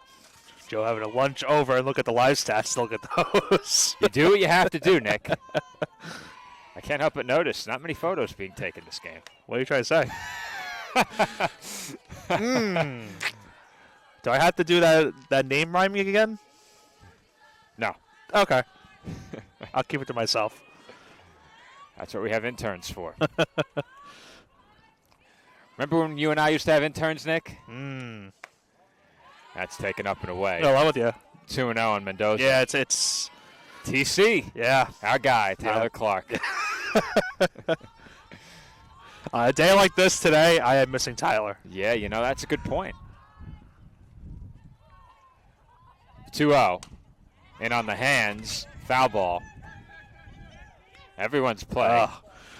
Good thing that was a foul ball. I was struggling to I was struggling to hit cut. Cut. That's literally what I was doing, thinking in my head. That was tough. We need to get you a pair of, what do they call them? Tech gloves? Tech gloves. I have a pair too. I just didn't think I would maybe need them today, but I underestimated the weather. And you know what happens. I think you were working the game, so you didn't attend the game with us, but there was a game we went to where the Jets gave away a pair of Tech gloves, and I used them here for 2 or 3 years. Oh, I know. You had them? I had them too. Yeah, well, the Tech fingerprint area came off. Tell you what, that's the only good thing that came away that day. That's the only good thing the Jets have given me in my 2 decades as a fan. That's why you're a Raiders fan. That's right. Mendoza takes ball 4, and the Dolphins have the leadoff batter on in the first. You'll be hearing that name, Mendoza, not too far from now. Manager? Different Mendoza. Does he manage one of the teams? He's the quarterback. Oh, Raiders. Yes, I Raiders. thought you meant baseball. No. Okay. At the plate, Gianna Lopez, and she fouls that. You were one back. thinking the Mets manager. Yeah. Okay, no. That's their new manager now? Yes. Carlos Mendoza, yep. Was he an analyst on MLB Network?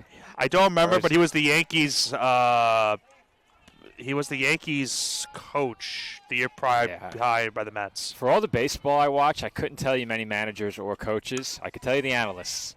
Not by name, though. That's fair.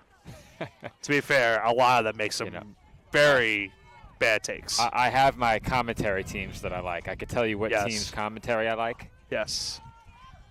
Really like Boston. As much as I don't like the team, they do have a good broadcast. Yeah. That's taken high by Lopez. I enjoy the 1 and 2. I enjoy the Mets, of course. The Mets, of course, are my favorite. I like I'm not a Mets fan. Padres, I like a lot too. Blue Jays. So there's a couple good ones. Every time I watch the Padres, they score either 1 or 0, so I just gave up. The 1-2 hit the other way towards shallow right, and the catch is made there for out number 1. I was able to hit cut that time. Good job. But unfortunately, it doesn't matter because I still had to put the out on the board. Oh, well. Bridget Motley will be the batter. Number 22, Bridget Motley. I'll tell you what, that sponsor sounds pretty good right now, Joe. Yeah? It sounded pretty good. Well, you can say it. They're a sponsor. I can say especially since we didn't have our Buffalo Wild Wings game rewind today. We did not. Or a McDonald's pregame show. We did not, yeah. Yeah, the days of 2 dinners for me are over, as Motley couldn't hold up on the inside pitch. But you found what I can say is that tonight is buy one, get one free. That's just what I was about to say. I will be getting 2 orders of 20, 1 to stay, 1 to go.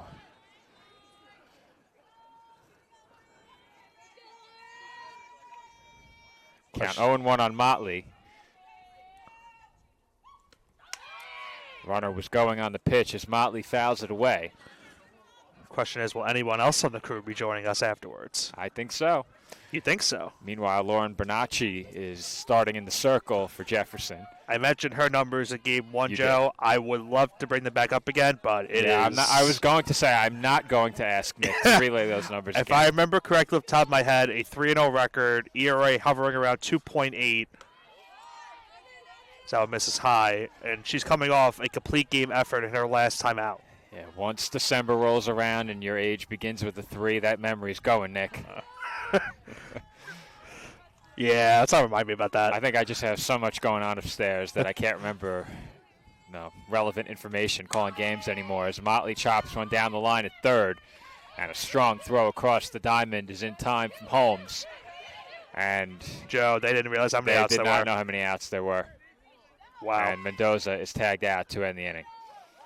Oh, that's what happens when the scoreboard's not unfortunately working today. A bit of a mental lapse there for the Dolphins brings the first inning to a close. Our score, Jefferson 1, Staten Island 0.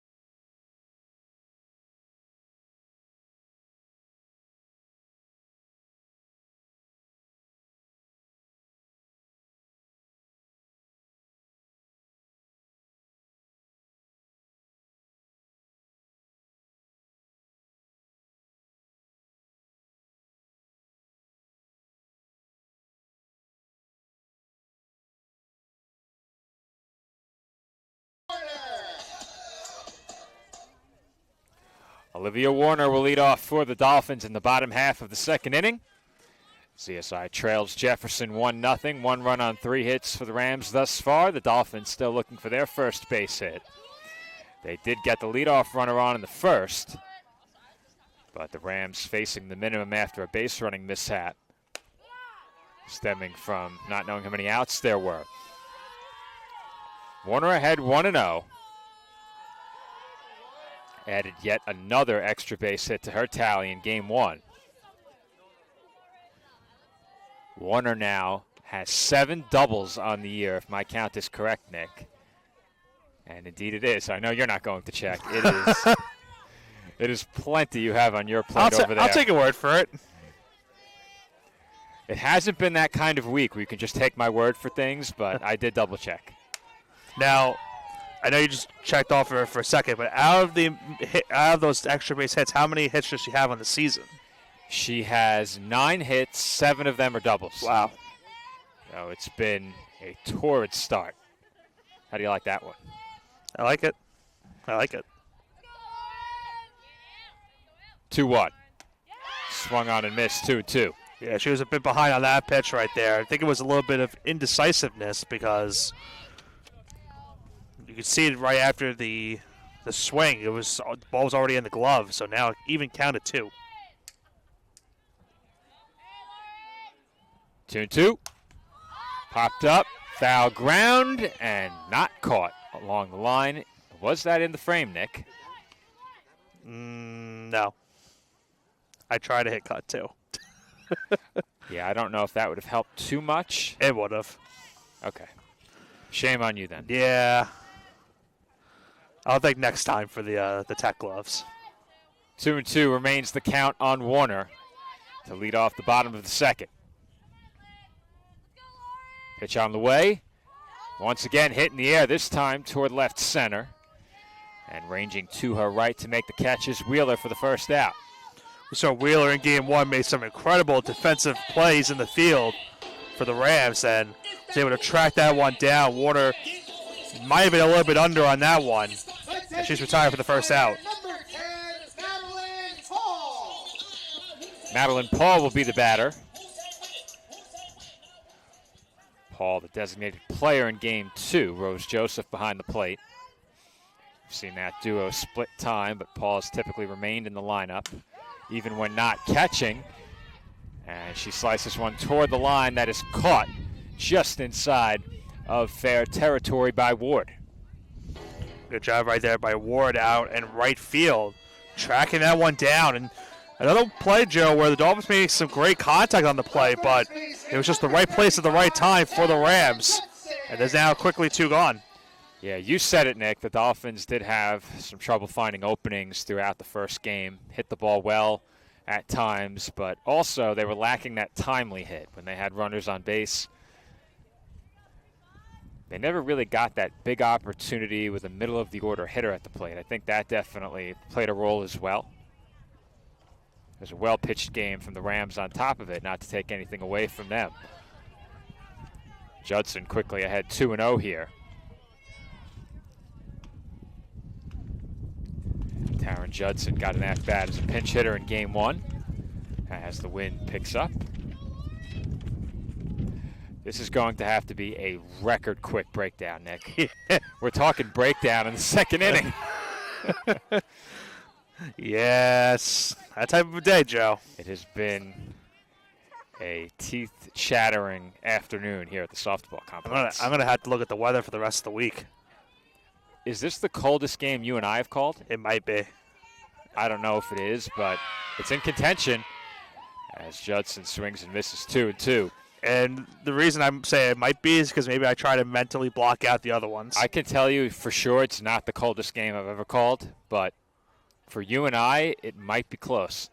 So last 5 years, it's up there. 2-2 on Judson. And she holds off on the high fastball, 3-2.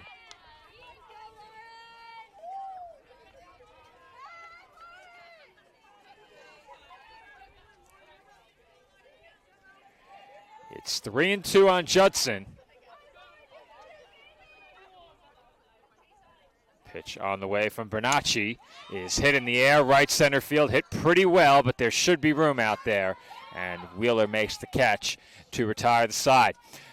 Dolphins go down 1-2-3 in the second. We head to the third. Jefferson on top, 1-0.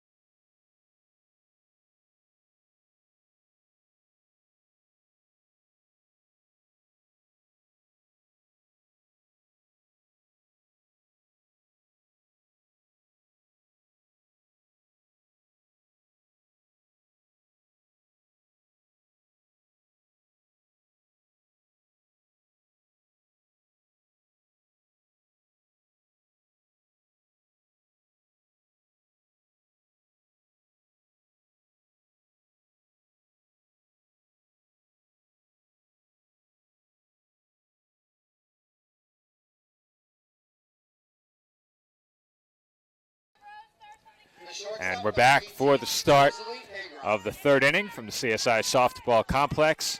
Jefferson over Staten Island 1-0 as Marina Guerrero opens the inning with a strike on the outside corner to Rosalie Negron. Of course, Negron opened the game with a home run. Yep. I was going to say she is responsible for why we have a current 1-0 score. Dribbler to second. Dolphins will have to hurry, and Negron is safe. Motley patting her chest as to say, that's on me. Nick was ready to do a replay, but I told him no replay, so we didn't have it set up for him. He was ready to try it. I was going to sacrifice. Braving the elements. I don't want anyone getting hypothermia on my watch, Nick. No. We certainly got it on Saturday. If we had gone with the initial 5-second plan of let's go outside and call this game. It's colder today. I know. Much colder. Saturday wasn't even that cold. It was just the wind. Yeah. Mackenzie Ward at the plate here, ahead 1-0. And she is drawing that Dolphins infield in. And keep in mind, Nick, we had a situation earlier where a dribbler on the infield, I believe it was a bunt attempt. It was. On the same play as a stolen base. Left the Dolphins with nobody covering first. Could they try it again? Runner going. And the throw skips into center field, but Negron will stay put.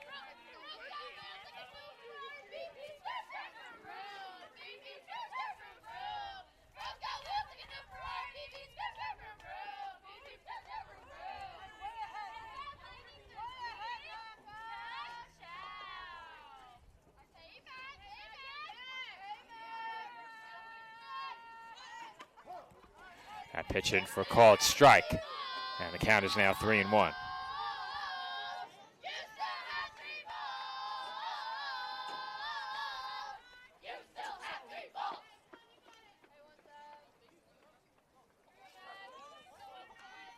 The 3-1. Swung on and missed.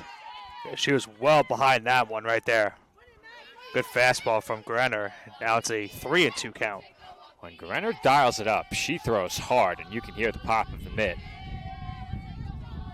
She's gotten a lot of swings and misses this year, Nick.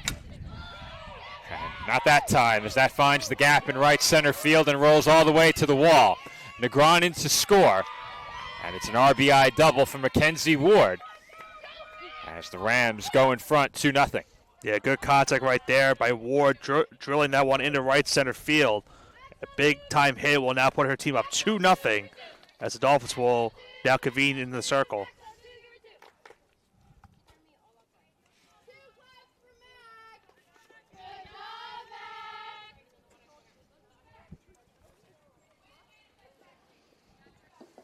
The second baseman, number 12, Liv Stevens.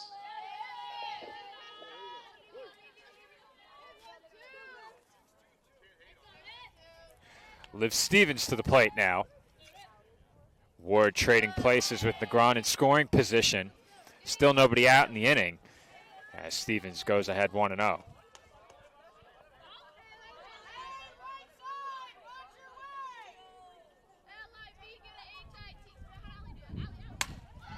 And that's hit to straightaway right field over Acosta's head and to the base of the fence. Ward's being waved home. And into second base standing with an RBI double is Liv Stevens. Well, Stevens drilled that one the opposite way as well, Joe. And Acosta on that play initially ran in on it, then it went over her head. So a misread. I don't think she would have been able to get it even if she had read it correctly. But it's now a 3-0 lead for the Rams.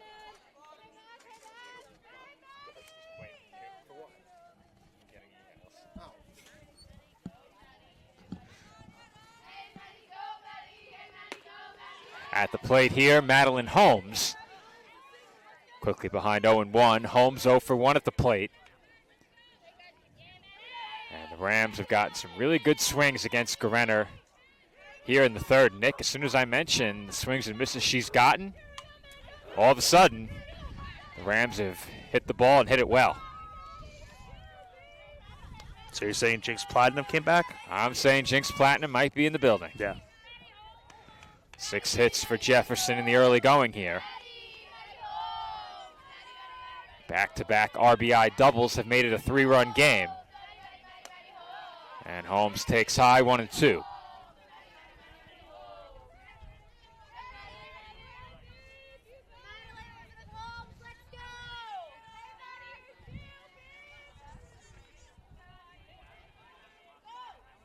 One, two. Sliced foul and out of play.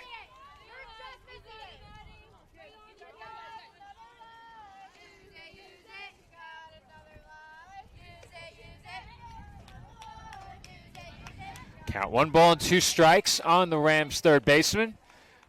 Still nobody out in the inning.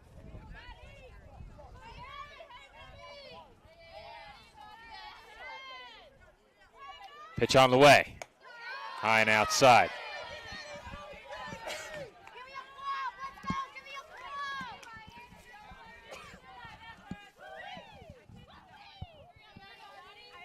Salvage must be kicking in on someone right now. They got me. I was the bit, Joe. I was trying to make sure I wasn't trying to rat you out. Swing and a miss, strike 3. I was trying to get someone else with that one, but it is what it is now. Big first out for Guerrero to stop the bleeding. 3 straight Rams had reached to begin the frame.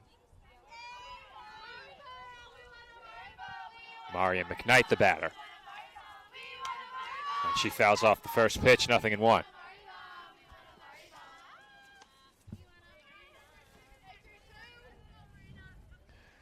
McKnight 0 for 1.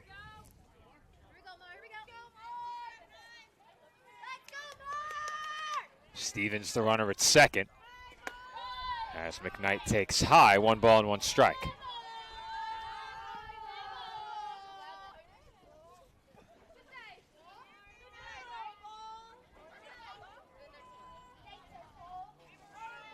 The 1-1.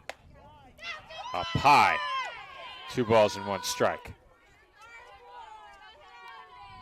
Grenner already closing in on 60 pitches. Kennedy Ruth, I believe, threw over 140 in the early game. Last we checked, she was approaching that mark.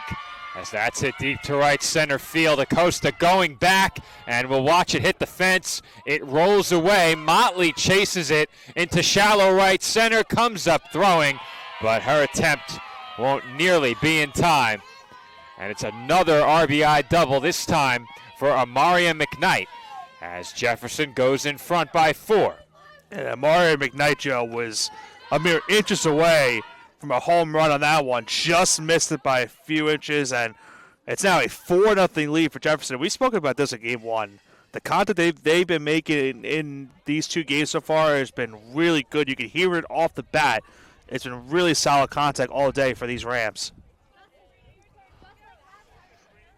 Dolphins will talk things over in the circle as Sabrina Pastino will come to the plate.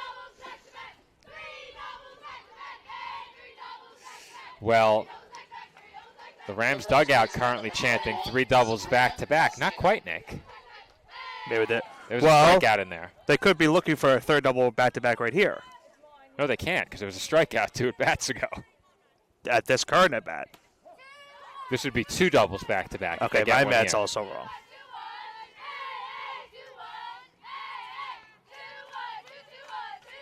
Oh, and 1 the count on Pastino. The cold's getting to all of us. It got to me last week, and it wasn't cold. Chopper, left side. Lopez there, but won't have a play at first. Yeah, there's really nothing she could have done on that play, Joe. She was pretty much deep in the hole up the middle of the field. And by the time she would have been able to make a throw, the runner was already reaching first base safely. So it's an infield single. That was good base running as well by McKnight to stay put. If she got caught even a step or 2 off the bag, she would have been tagged out. Lopez knowing that she only had 1 play, and it was at second base. As that one is swung on and missed by Ella Wheeler, 0-1. Wheeler 0 for 1 here in Game 2. And multiple hits in the early game. The 0-1 popped up. Where is it? In the bleachers. You know what they say, Nick? Foreman would have caught it. Joe was close. He's close enough where he can listen in. We might as well give him a headset at this You might as well at this point. I actually need to take your laptop charger. We're about to lose our thing. Oh, that was quick. Another one popped up on the infield. Gerenner there. Warner calling, and Warner makes the catch. She caught that one from a very awkward angle. Yeah, not easy having to call off everybody in the infield and pretty much ranging all the way from third base almost towards first base. But the Dolphins still get the second out of the inning. Once Gerenner was called off, I wasn't sure who was going to get it because it looked like she was settled underneath it. But the Dolphins record the out, and Vanessa Harity will be the batter. Harity 1 for 1 in her lone plate appearance. Behind 0-1 here.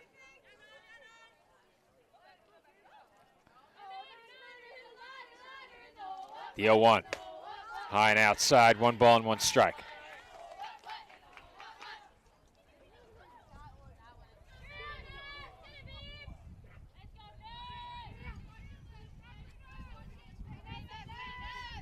The 1-1. Up and away. 2-1.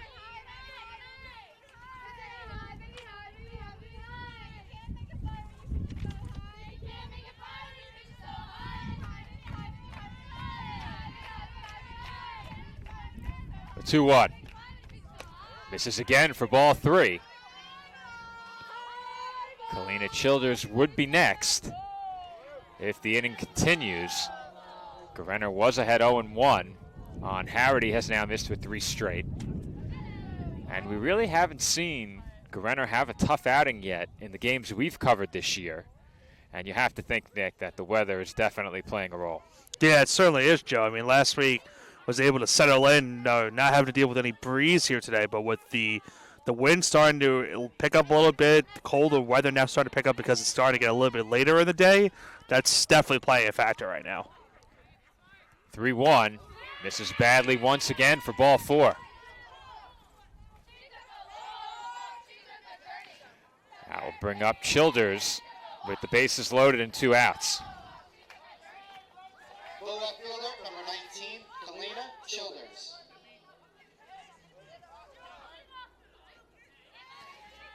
Childers 0 for 1.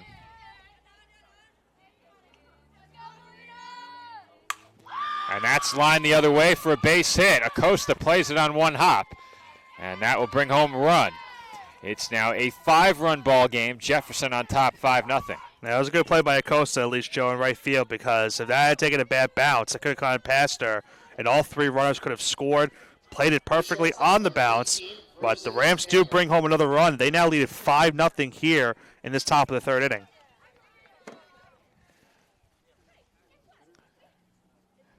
Rams rallying here against Gerenner in the 3rd. 4 runs already home. And with that base hit, they turn it back over to the top of the lineup. Rosalie Negron will be the batter. Negron already 2 for 2 against Gerenner. And she pops this one up. Shallow right center, and making the call and the catch is Mendoza. That will do it for the Rams in the 3rd. 4 runs home. They strand the bases loaded. Jefferson on top of Staten Island, 5-0.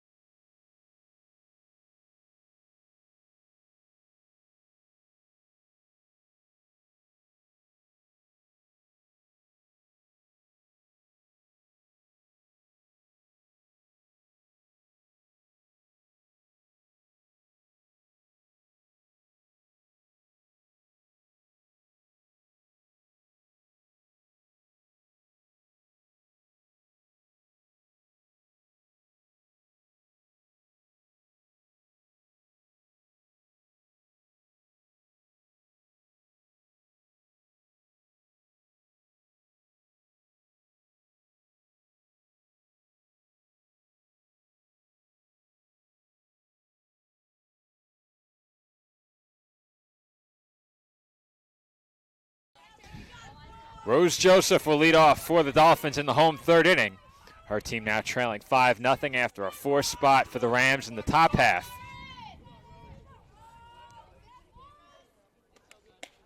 First pitch taken high by Joseph, 1-0.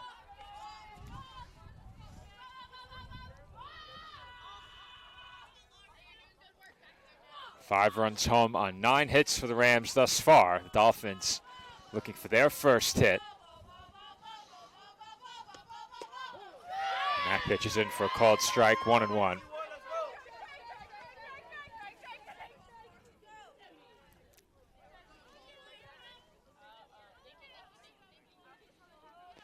feel like this is the first time we've seen the sun in quite a while now. Yeah, it's been a little bit. It's been a minute. That one's popped up in front of the plate and caught. Harity kind of stumbled into that one. She gave a little bit of a smile, too, after making that play. Sometimes it's better to be lucky than good. Well, on a day like this today, I guess it's the perfect day to do it, right? Why not?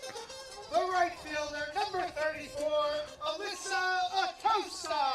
Alyssa Acosta will be the batter, and I'm shocked I haven't said Anissa by mistake, seeing number 34. Don't say it. Don't say it. Left-handed batter, though. And that'd be pretty bad if you did it. Yeah, it would be tough to do that. First pitch on the way, and Acosta takes high and outside, 1-0.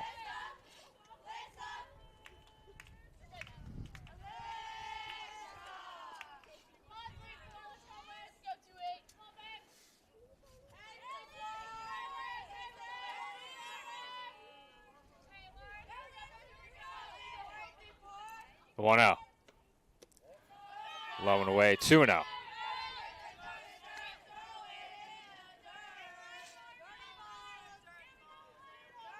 Oh, we're doing that again, huh, Nick? You hear it? I heard it a couple times in game 1, too. Did you? Yeah. Well, I did it. At one point, they told them to stop doing that chant. It's a classic. And there's no more dirt to scuff the softballs anymore. That's true. It's turf. That's true. You say, never mind. Never mind. I was very. I think you might know where I was going to go with that. I don't, but no. You can tell me during break. All right. And then I'll share it during our next half inning. Do you have to, though? I feel like I'm inclined. I kind of just say it. Look at Stephanie unflinching on that last foul ball. Locked in. I was just going to say, I think she's too cold. She's frozen in place. She can't move. Who's scoring this game, Nick? I don't know. Who is scoring the game? My live stats are coming from somewhere. It's 2-2 on Acosta, and she takes high, ball 3.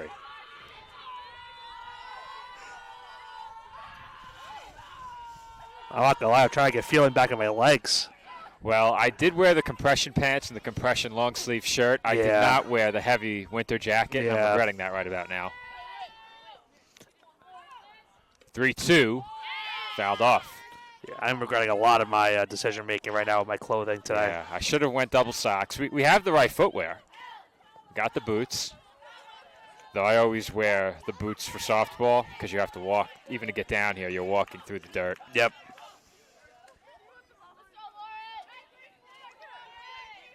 Another 3-2 coming. And Acosta fouls it back again.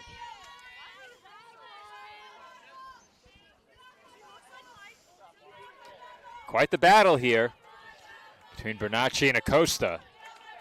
For Acosta, this at bat is her first of the day.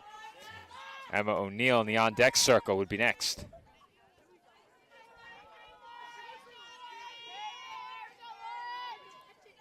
Another payoff pitch. Swung on and missed. Acosta tried to hold up as she chased out of the zone for strike 3. Yeah, not much she could do on that one. You mentioned it. She chased on that outside. Very tough pitch for her not to lay off on, but she could not hold up, and it's now out number 2 of the inning. That will bring up Emma O'Neill. The left fielder, number 16, Emma O'Neill. Last time we saw O'Neill against Chestnut Hill, she tripled into the right field corner. They played her way in as that one slapped foul. I don't think they're quite as far in today, Nick. No. Although she does have right field down the line. Yeah. But they had the center fielder almost on the infield last time we covered this Dolphins team against the Griffins. The 0-1. High and outside, 1-1.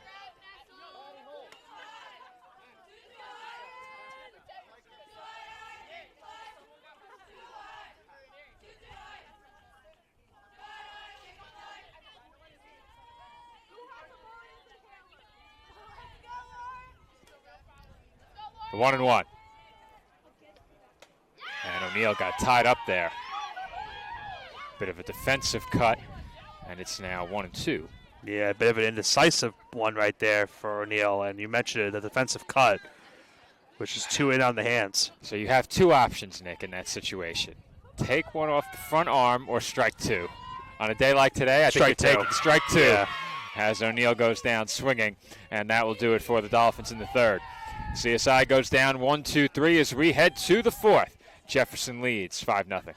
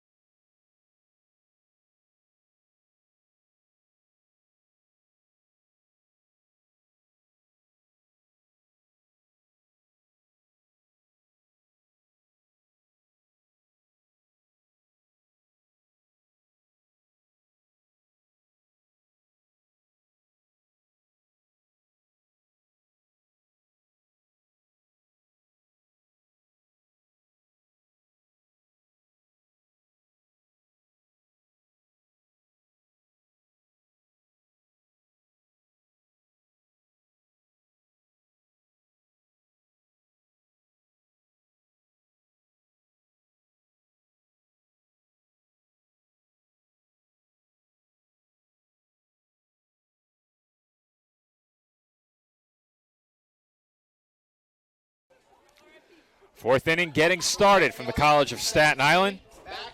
Jefferson over CSI 5-0.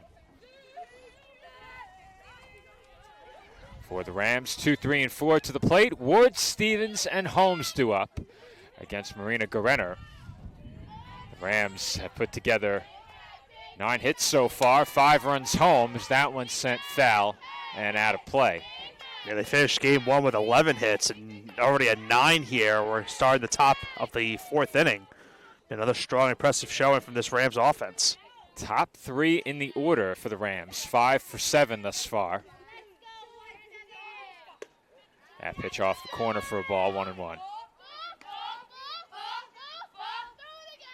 So, Nick, we are going to have a busy weekend. We touched on some of it already. You and I are back here on Friday. Softball will take on Dominican University of New York. We hit the road again on Saturday. Baseball playing a home game away from Staten Island. That game will be hosted at Queens College and played against D'Youville University. So the Dolphins back in action on Sportsnet anyway on Saturday for baseball. They'll, of course, already be in Queens. As that one gets by the diving Mendoza and all the way to the fence.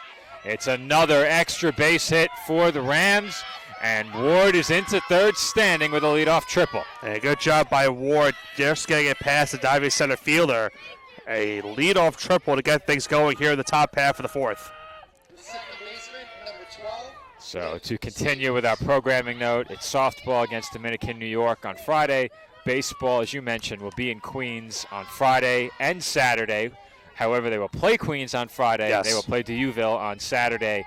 The Saturday games are our home games. You and I will have that call. And then pending potentially some March Madness scheduling, you and I on the call Sunday. If not, maybe we dial up Sam Whalen and get him on the call. Maybe Joe. Maybe Joe calls Sunday. We'll have Lou on PA. Joe can join me on Sportsnet.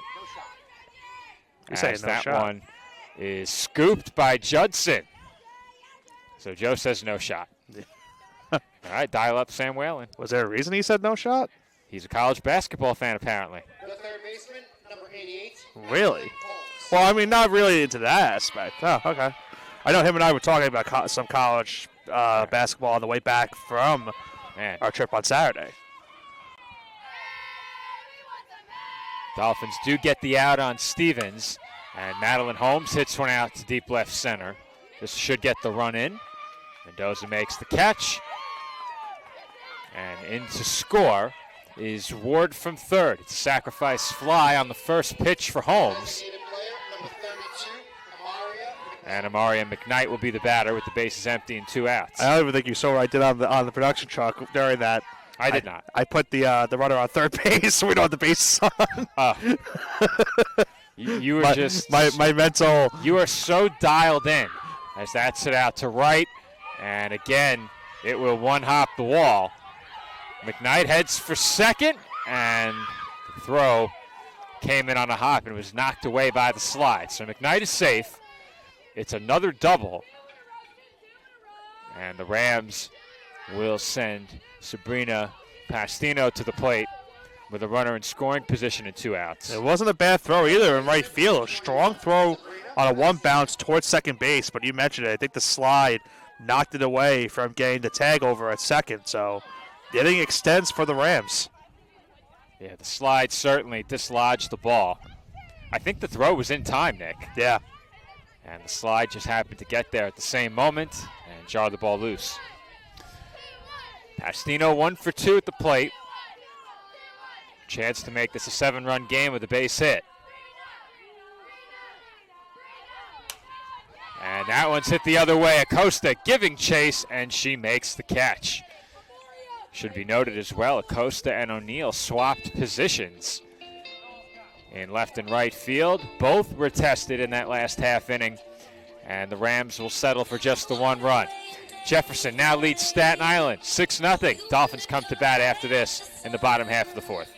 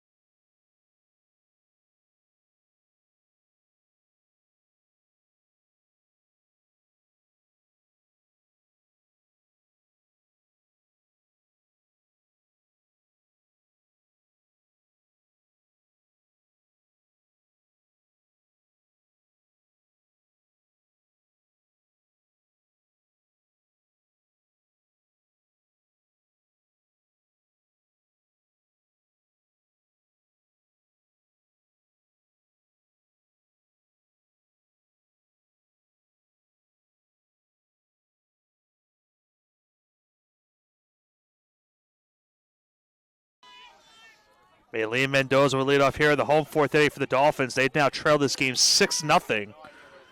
I'll be joined by Joe Foreman in just a few moments as the first pitch of the inning is swung on a miss. Mendoza count goes to 0-1.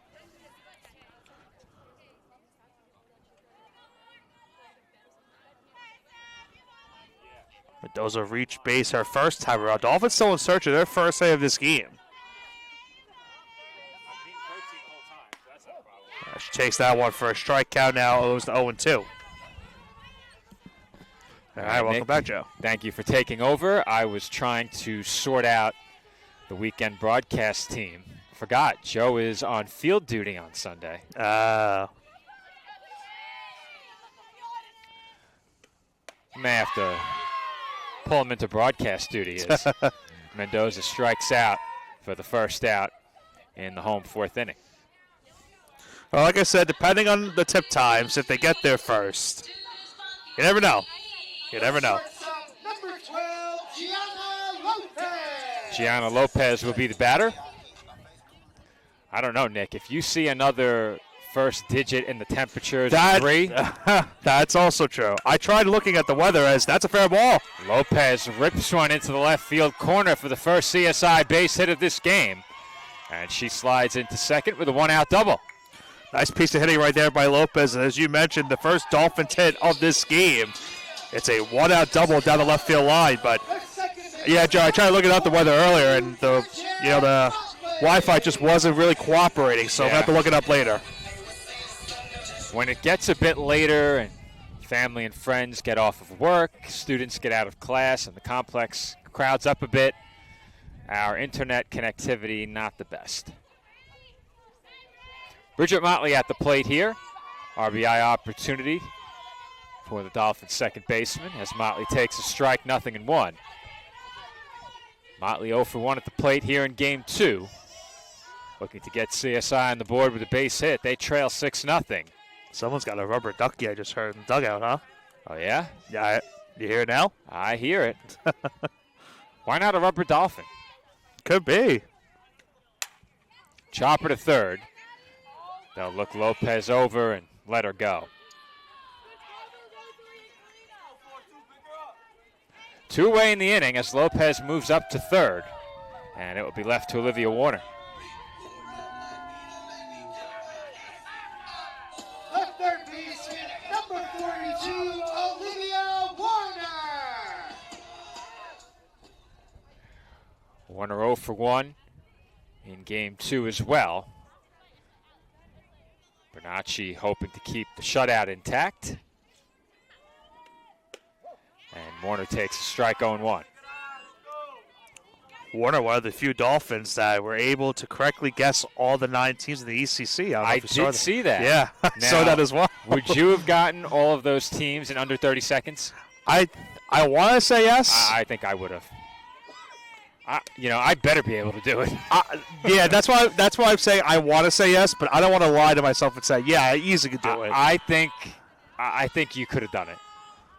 You cover every sport. Yeah. If you cover basketball, every school is sponsored in basketball, so it makes it easier. Grounded to short off the bat of Warner, and the throw to first a bit low, but Nice it was scoop. scooped out over there, and that will do it for the Dolphins. Pastino perhaps saving a run with that scoop. And we head to the 5th. Jefferson on top, 6-0.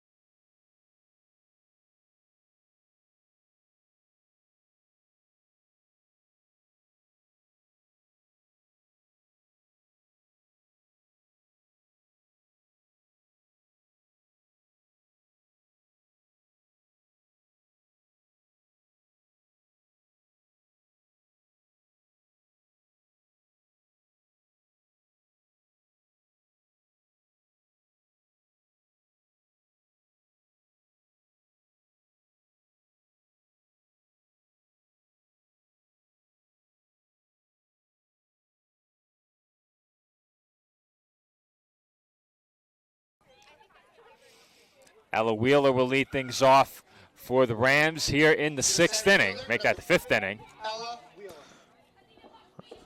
Oh, you're inning ahead. I had a bit of difficulties as the mic was having difficulties.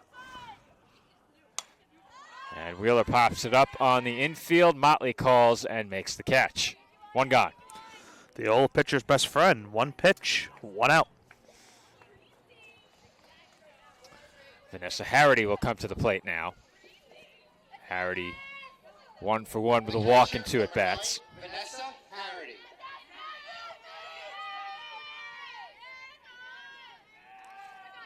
Pitch on the way. Just outside, ball 1.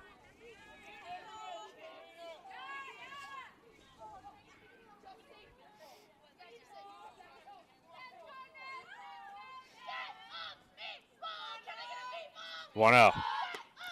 Swung on and missed.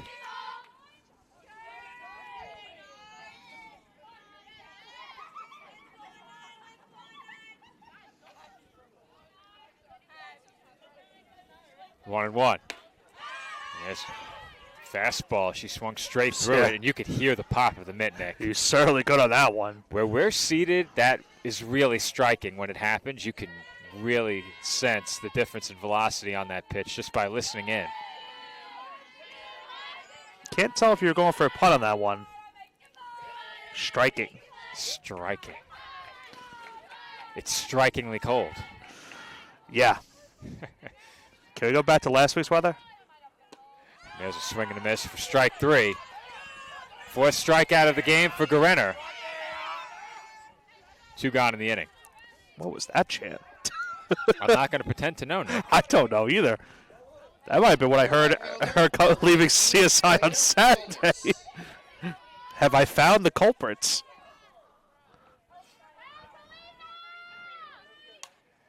That one's popped up. And foul. Have to make sure the camera stays safe back there.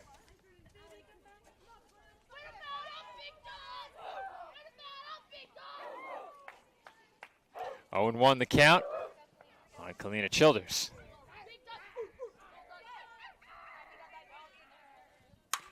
Chopper to third. Warner on the backhand has it. And her throw is in time to retire the side. It's a quick 1-2-3 inning for Marina Gerenner. Dolphins come to bat in the home 5th, trailing 6-0.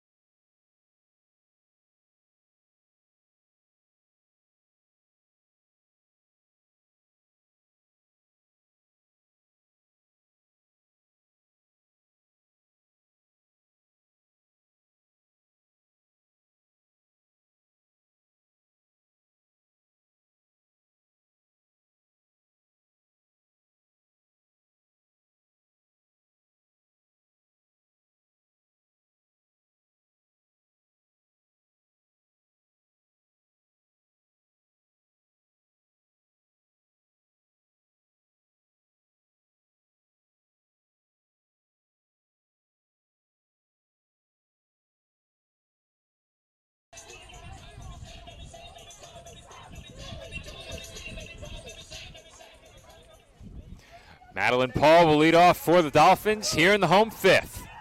Jefferson leads 6-0. How about Joe Calvary is doing some leg work right now, trying to keep himself That's warm. one way to stay That warm, is, you know? yeah, I'm thinking about doing that. Running in place. I'm thinking about running to my car and leaving all of you here as that's grounded toward the middle and through for a base hit.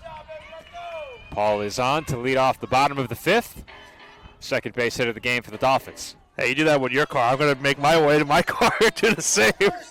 You and I are going to leave the headsets. We're going to take our keys and leave.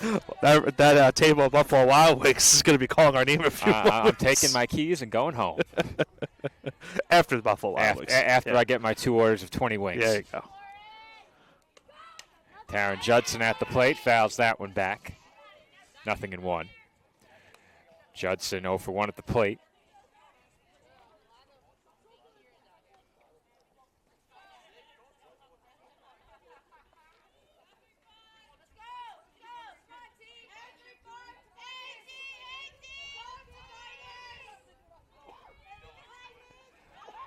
The 0-1. High, and Paul typically does this when she's over at first base. Draws a lot of attention, had a stolen base in game 1. But she'll keep the defense on their toes. Yeah, she's had some happy feet over there at first base. It's been up to that all season. Definitely a pesky base runner for defenses to deal with. She's going for real this time. And she has another stolen base. Yeah, Judson made a defensive cut right there to potentially help her out there at second, but swung on and missed. But she does get the stolen base. When you have a designated player and a catcher that's stealing bases, that's a big boost.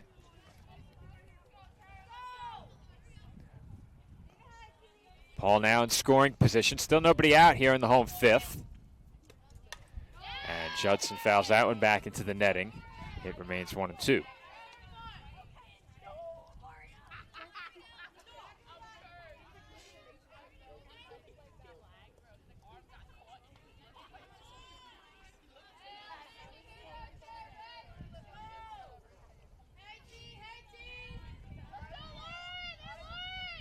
One, two on the way.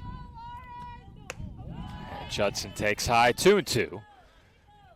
Paul still forcing them to walk the ball back toward the circle with her straying off of second. There goes that gust of wind. Yeah, we're running out of sunlight here. Mm-hmm. Record breakdown. I'll clock us. 2-2. Hit sharply into right center for an extra base hit. And that will get the Dolphins on the board. Paul in to score. Judson into second with an RBI double. Nice piece of hitting right there by Judson, Joe. She had worked the count even at 2, was able to drill that one into right center, and the Dolphins are on the board here in Game 2. It's now 6-1. They're going to run for Judson over at second. And when the action resumes, Rose Joseph will come to the plate.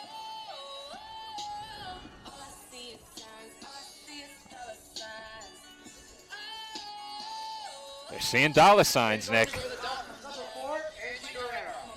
Do you know? That was the song. I know. Okay. Angie Guerrero will be the pinch runner for the Dolphins. The catcher, number 44, Rose Joseph. All right, we got the name at least. Rose Joseph to the plate. Dolphins with an opportunity here to inch a bit closer. Still nobody out. Runner in scoring position. 5-run ball game. Pitch on the way. In there for strike, 0-1. Angie Guerrero, the new pitch runner for the Dolphins, over at second base. So a huge chance for the Dolphins. Another base hit could potentially bring home a run and cut the deficit to 4. Dolphins could really use a rally here. Hard hit grounded to short. And Guerrero was a couple of steps off second. And the throw gets away. And Guerrero will stay at third. Thought initially she was told to go, put the brakes on, and by then it was too late to change her mind.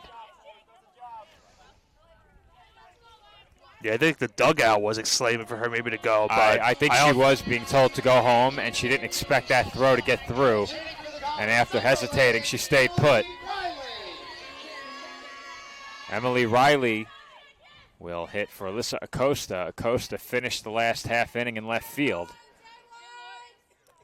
That's a good song choice. Mr. Brightside? Mm-hmm.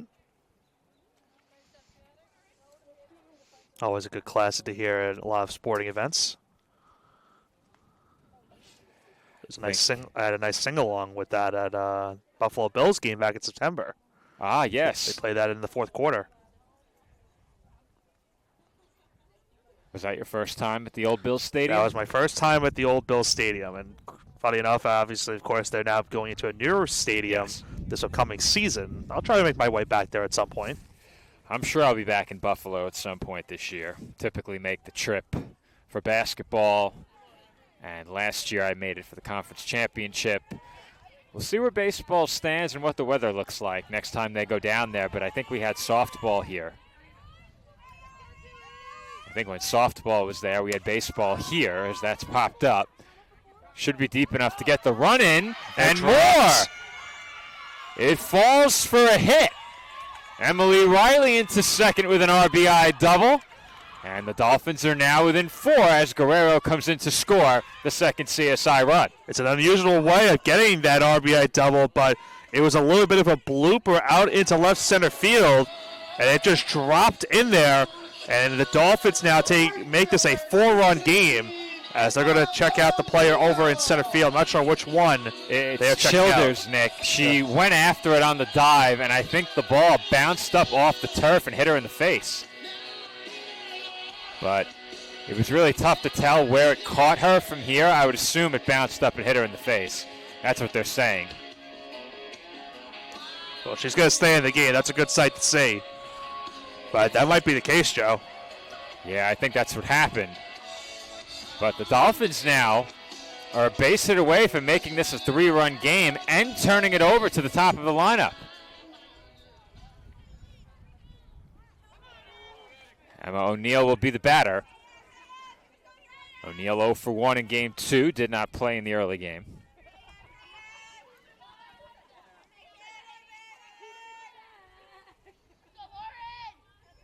Pitch on the way. O'Neill shows bunt and offers at a pitch out of the zone, 0-1.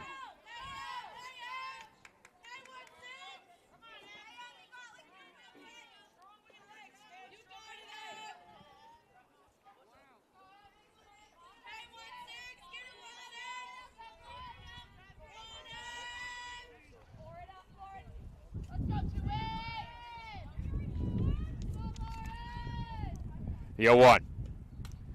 Fouled off, 0-2. Dolphins being down to their final 7 outs would love to tack on at least one more here. It's a runner in scoring position that you may need to pick up. Opportunities limited the rest of the way. The 0-2, fouled off again. Isn't it 8 outs? Yes, you're right. If you make an out here, then it's 7. I thought I was going crazy. I said, wait. Hey, my brain is frozen, Nick. The 0-2, fouled off again.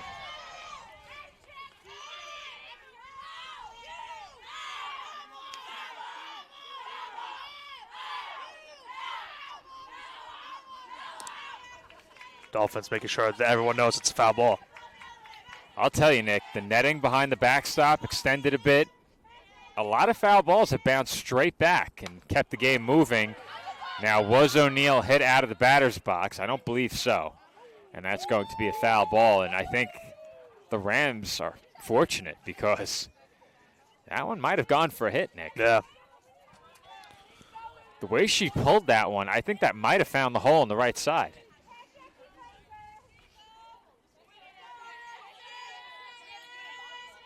Another 0-2. And O'Neill fights off another.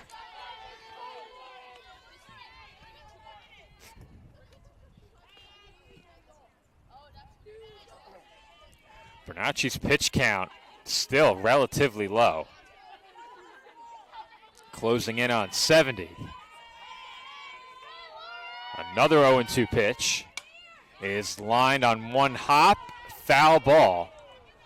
The battle continues. That was close.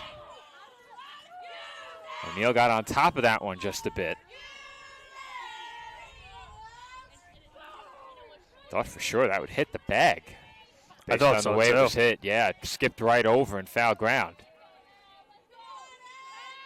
Another 2-strike pitch coming. And O'Neill goes down swinging. Good fight there by O'Neill, but she's a strikeout victim. And there are now 2 gone in the inning. Now officially 7 outs. Yes. And the Dolphins are going to send a pinch hitter to the plate here. Abby Morris will pinch hit for Maylene Mendoza.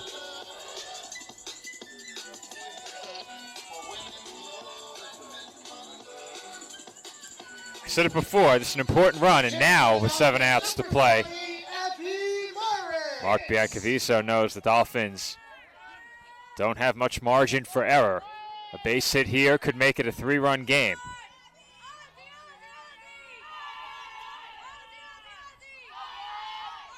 First pitch to Morris, dribbled down the line at third, and they were forced to let that one roll foul. Holmes didn't have much of a choice. Certainly did not have a play on Morris at first.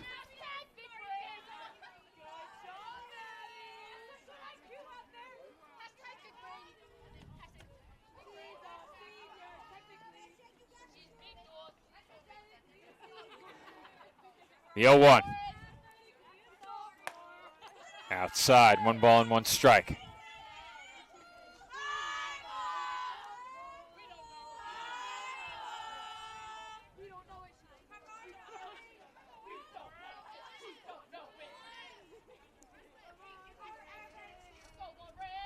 1-1. Slice the other way. Momentarily handcuffed the first baseman Pastino, but she steps on the bag to retire the side. Dolphins settle for a pair in the 5th inning. They're back to within 4.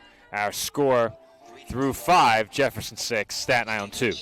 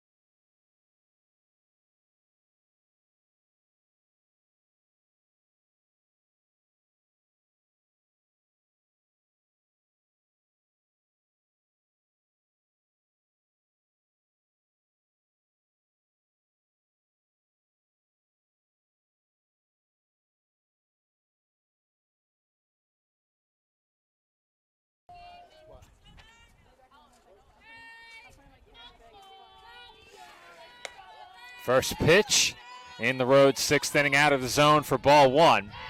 Rosalie Negron at the plate. She's 2 for 3 thus far. Behind her, Mackenzie Ward 3 for 3. And that's it out to right field. And O'Neill's got it for a quick first out. Well, eventually got to cut. That's okay. Eventually got there. That's what you and I are here for, you know? There are a lot of streams before the new requirements were implemented that had just one camera. That's true. And that one camera did not always cover the entirety of the field. Yeah. Oftentimes that one camera would be along a fence on field level and a bit of an awkward view. So you get a lot of backstop cameras as well.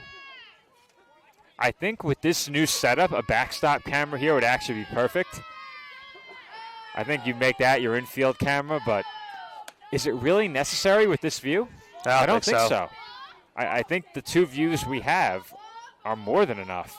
I think if you were to add a 3rd camera, you'd have it manually operated. I would say there would be a 3rd one. It would be manual operated, Yeah. but also covering right field. Speaking of right field. It's a base hit into right field from Mackenzie Ward.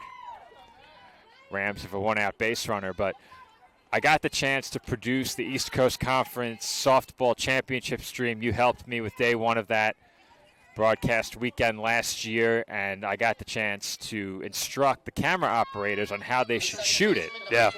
And I told one camera operator, you follow the lead runner if there's a runner on base, and if there's no runner on base, you follow the pitcher. I told the other camera operator, you follow the batter until the ball arrives at the plate, and then you follow the ball. And it came out great. Yeah. Hard hit liner off Warner's glove, and everyone is safe. It is a rocket shot off the bat of Liv Stevens for an infield hit, and the Rams now have 2 on with 1 out. Yeah, not much Warner could do right there, Joe. That one, that's why they call it the hot corner. That was a ripper down to 3rd. Warner went off of her glove, was not able to make the play after it hit off of her glove. Both runners are safe, and it's 1st and 2nd now, still 1 out. Madeline Holmes at the plate now. Holmes 0 for 2, and she hits one well to left field. That will land on the warning track. Being waved home is Ward. Sliding into 3rd is Stevens, and Holmes is in at 2nd with a double. And Holmes almost gave that one a ride towards potentially home run territory, but a nice shot to left field. No chance the Dolphins to make a play. And it's now a 7-2 lead for the Rams. And the All right, our microphone has died. Do we have batteries? We'll have to go. Joe says we have batteries. He's on the hunt for batteries. Well, he says we have batteries. I think the batteries just left us here. Yeah. He'll find them. Yeah. Maria McKnight at the plate here, ahead 1-0, and she takes a strike 1-1.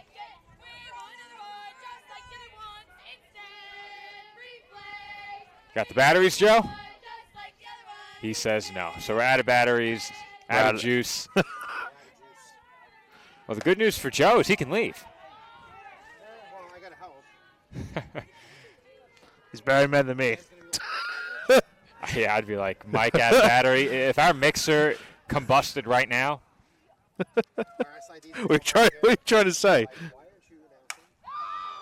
That's it deep to center field by McKnight.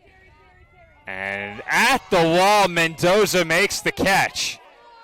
Reaching up toward the padded top of that outfield fence, Mendoza brings that one in and saves an additional run. It's a sacrifice fly for McKnight. And it's now 8-2 Rams. Do you think that play is made, Joe, if we had the same fence we had last season? I think so. You think so? I think maybe if the play wouldn't be made because of the fence, it's because of the rounded top instead of the padded flat top. Now, the fence last year, did it have columns like this one? No. That required padding? It was just one big piece, right? Yeah. Yeah, thought so. As that's grounded through the middle for another base hit. Sabrina Pastino chases home another run with an RBI single. And the Rams now lead at 9-2. Looks like they'll make another change here upcoming. But, yeah, you said, Joe, 9-2 lead now for the Rams. They get some of those runs back that they lost in the previous half inning. And we've been speaking about it all day. This team not only can pitch, but they can also hit. And they've shown it so far in these two games. And it's a big reason why they're up to a 7-4 mark now in the season.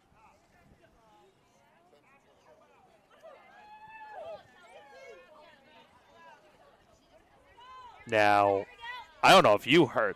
I could not hear the announcement from the umpire. Yeah, no. I couldn't. I think we were expected to know already. Okay, yeah. There is a pinch runner There's at a pinch first, runner as you at mentioned. first. It's Abby Simmers running Okay. once again. Came on as a runner in the first game as well. Ella Wheeler at the plate with an extra base hit. That makes this an 8-run game, and look what Gorenner found. Yeah. Wide-eyed after that one, but she makes the grab, and that will do it for the Rams in the 6th inning. 3 runs home for Jefferson. They now lead it 9-2. Dolphins come to bat after this break.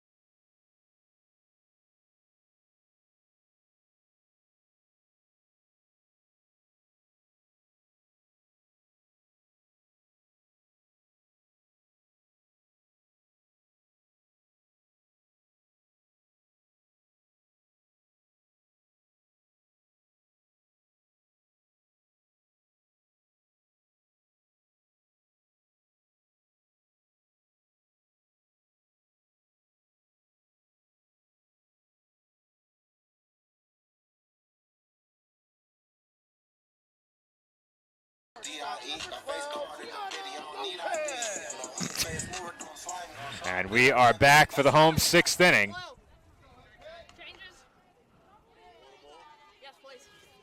All right, we had a lot of changes.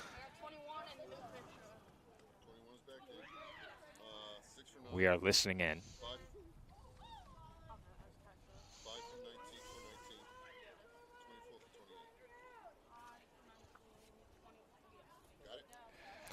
All right. Steph gets the changes from the home plate umpire. He was kind enough to come back and start the game for us. Do some changes to the batteries and the PA mic. The PA mic has gone by the wayside. And that foul ball has gone into the right field corner out of play. 0-1.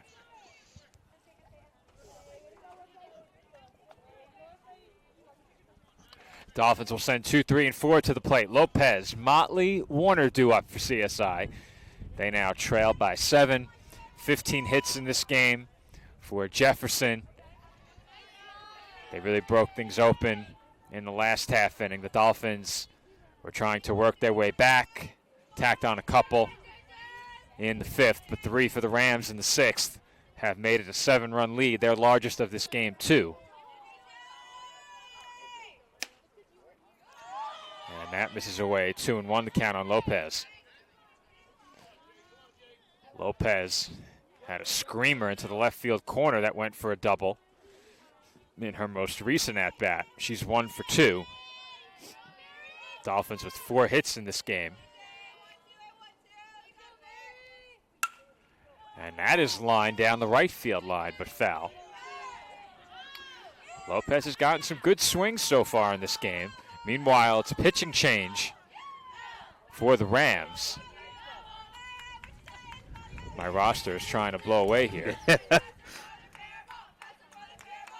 Mary-Kate Armstrong into pitch. Nick normally would give her numbers right here, but Yeah, it's one of those days. he's keeping those gloves on. They're not coming off. The only reason they're coming off is to update the outs. That's it.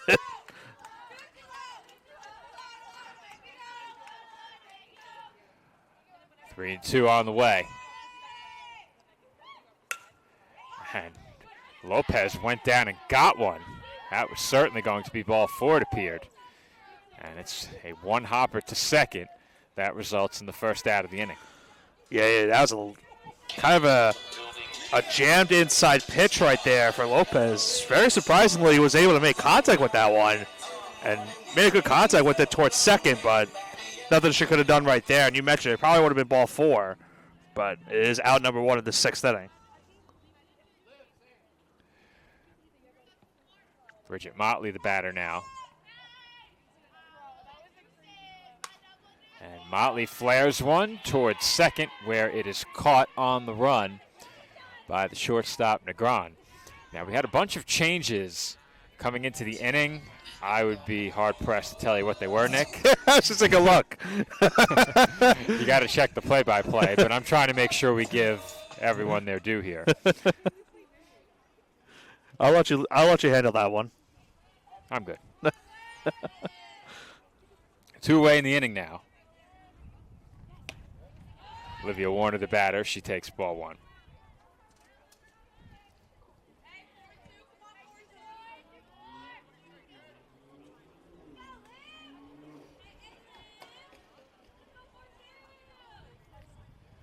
The 1-0. High and outside, 2 balls and no strikes.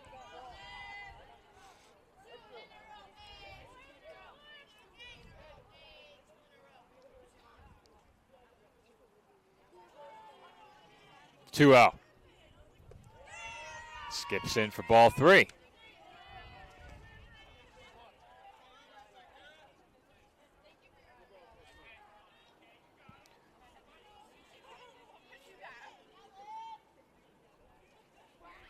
Three out. In for strike 3-1.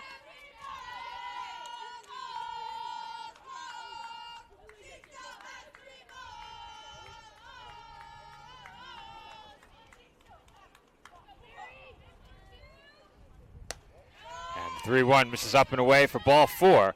It's 2-out walk for Olivia Warner. And that will bring Madeline Paul to the plate. Thank you, Joe, for reminding me there's 2 outs. You're reminding me? No, thank you for reminding me. Oh. Because I have 1. Okay. Brain freeze. Yeah. That's what we'll call it from now on. Anytime we make a mistake in cold weather for an outdoor game, we'll just call it a brain freeze. Yep. I'll tell you, though, You get outside in weather like this, following a day where you were lifting heavy weights in the gym, trying to get back into the swing of things. The cold weather doesn't agree. No. The delayed onset, muscle soreness, and the cold weather locking up the joints, bad combination. It is going to be a rough next several hours as we get back reacclimated. Paul the batter, 2 outs. Runner on first is a pinch runner. I think that's Jalen Martinez, who came out of the Dolphins dugout. Indeed it is. She will run for Warner.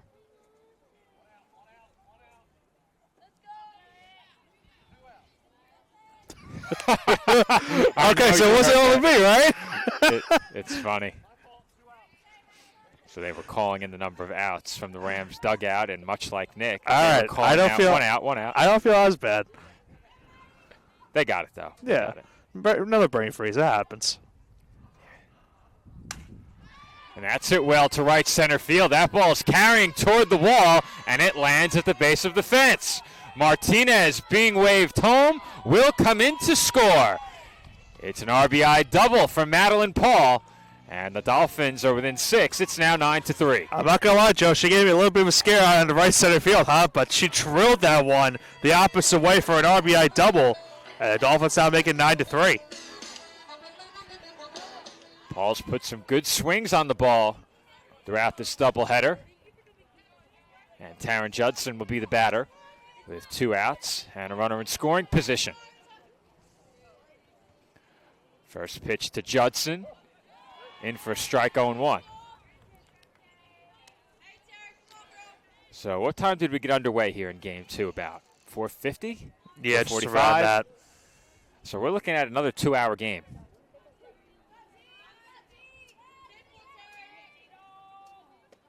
And Judson with a half-hearted offer at that pitch. Yeah, she was just a little bit of indecisiveness on that one. That was a great breaking ball right there by Armstrong. Count now 0-2 on the Dolphins' first baseman.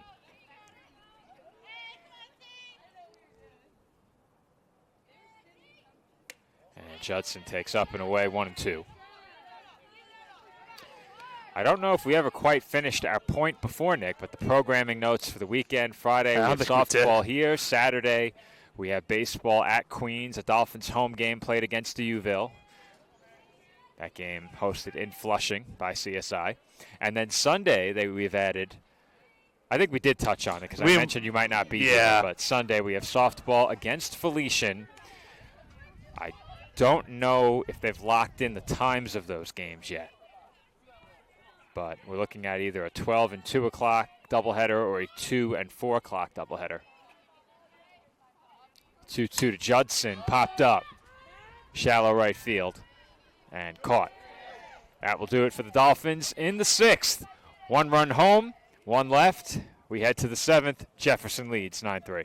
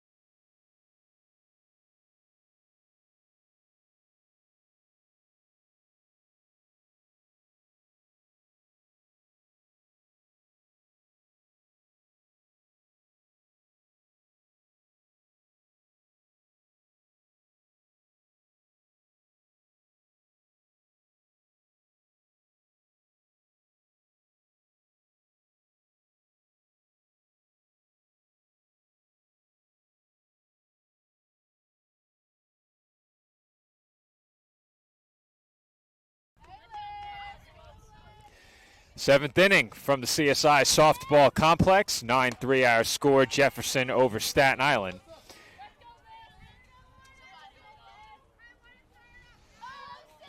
For the Rams, 8, 9, and 1 due up. And we mentioned some changes before. One of them was Alyssa Bailey.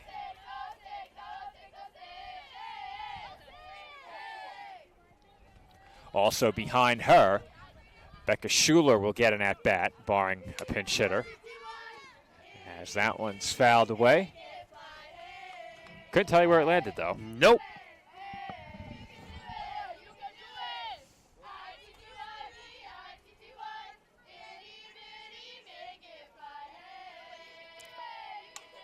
That one fouled right at me. Watch out. No flinch. They know. I'm still trying to listen into the Jefferson dugout before. They were singing something, but I couldn't tell you what it was. Let's mic them up. Maybe, yeah. You think it'd be weird if I walked over there and dropped the mic in the huddle? Yeah. How close could I get before anyone noticed? I think you can make a couple steps, and then once you're like... Our sounds of the game presented by the Jefferson University dugout.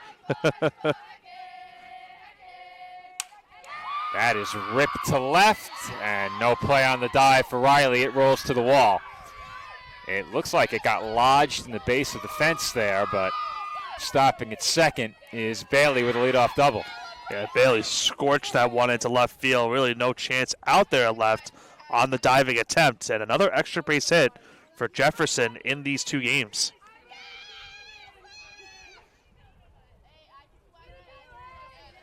That will bring up Becca Schuler. First at bat of game 2 for Schuler. Got the start in game 1.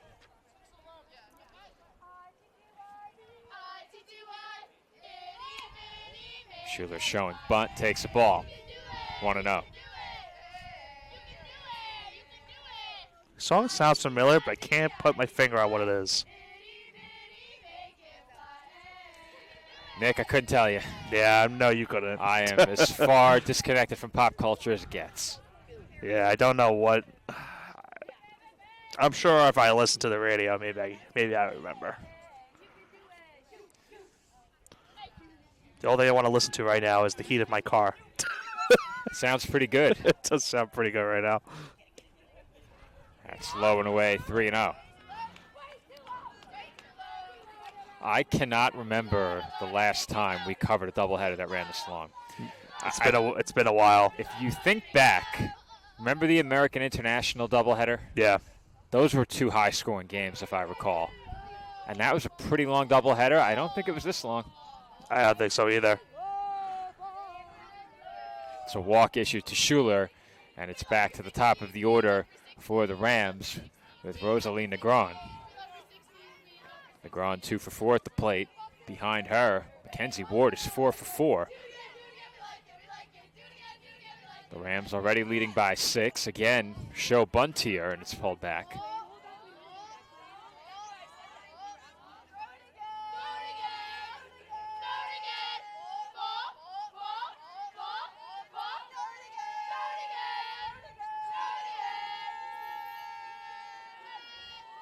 The 1-0.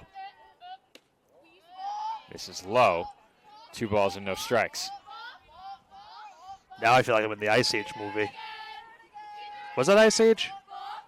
There was an animated movie called Ice Age. No, I know, but do you know what reference I'm getting towards? Well, I don't know if it was that movie. The only Ice Age reference I know is from Batman and Robin. Okay. A movie that came out when I was 4 years old. I'm talking to the wrong person then. Yeah. You really haven't seen one of the Ice Age movies, really? I have. Oh, okay. The first one. Yes. No, that's honestly, truth be told, that's the only one I've seen too. Okay. That had to come out when? Maybe they had early a lot. 2000s? Yeah. No, not late 90s. Ice Age was early 2000s. No, it was early 2000s. It's another base hit for the Rams. They load the bases following that ground ball single by Negron.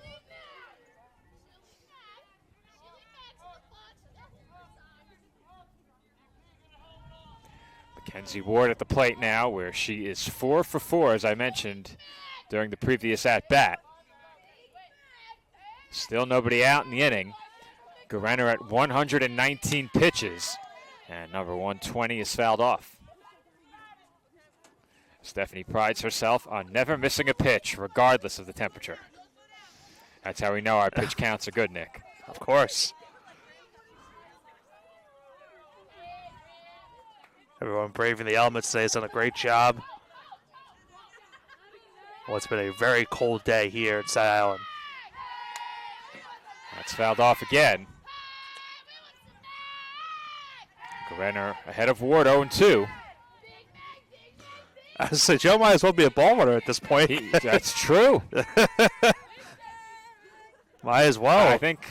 Well, do we have ball runners on site right now? We I know do. Class interferes. I believe we have do. a third. We have a third one. As that gets to the backstop. I mean, we're at the point where no PA mic. Mm-hmm. We have a lot of stationary bodies. We could send the ball runners away and do it ourselves. Yeah. You've already shown off your instance of that. I ran my one ball for the year. I ran my hands right up into the air and snagged it as that one's fouled back. And don't you forget it. If I do, you're going to remind me of it, so it won't matter. That's where you say, don't worry, I won't. No, I'm going to do that.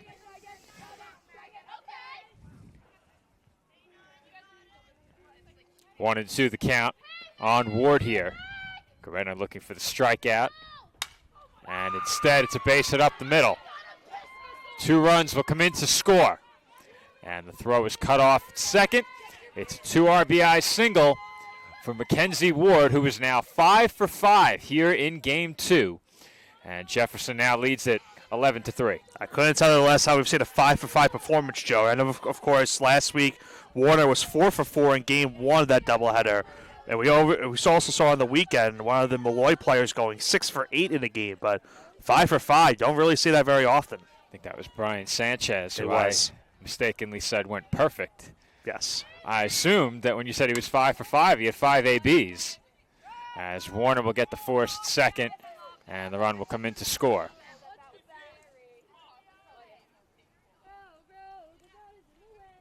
It's now 12-3, and the Dolphins do get the first out of the inning. They're going to run for Stevens over at first base, who hit that ground ball. Elizabeth Proctor will get pinch running duties for a second time today.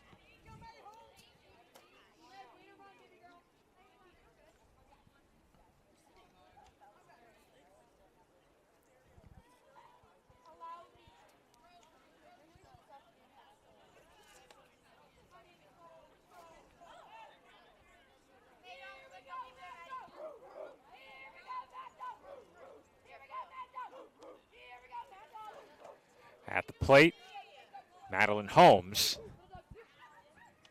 had an extra softball out there on the field.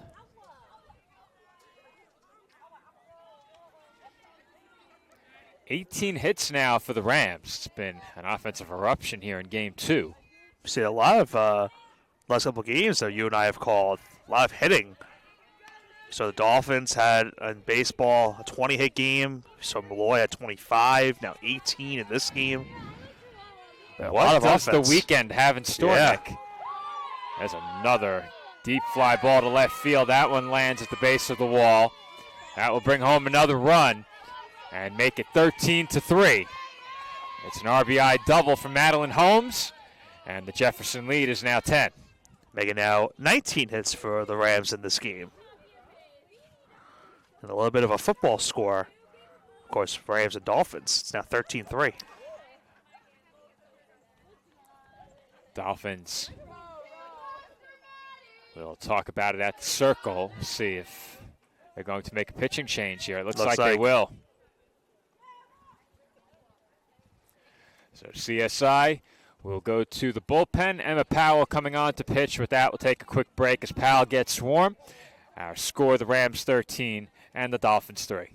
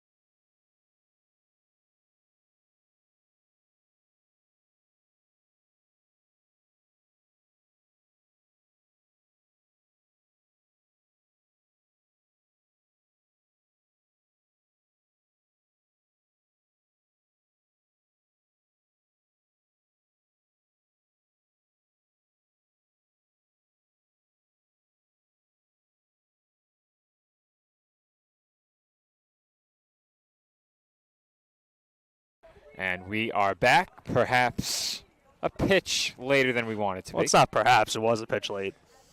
Well, I blame the engineer. The engineer, producer, is I supposed to blame tell the me- play-by-play for having a They're conversation. supposed to say, Foreman, get on track. We're back. There you go. Someone just told you now. Yeah. Sam just told you.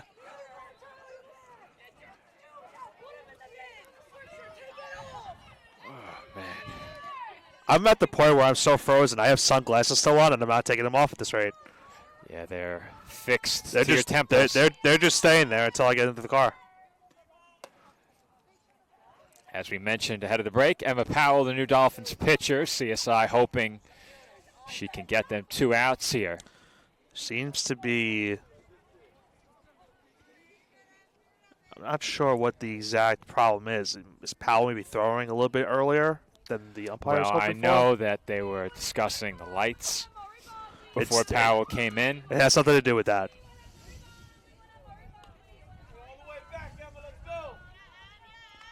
And they're going to have a word with Powell. Warner coming in from third. Well, we're out of sunlight, Nick, and we're feeling it. I've been feeling it.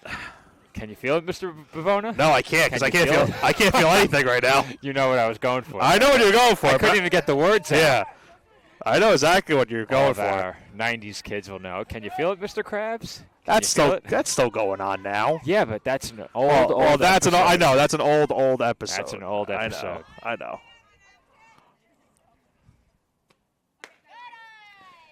And Powell comes out of the Dolphins bullpen and issues a walk. Amari McKnight will take first base. And that will bring up Sabrina Pastino.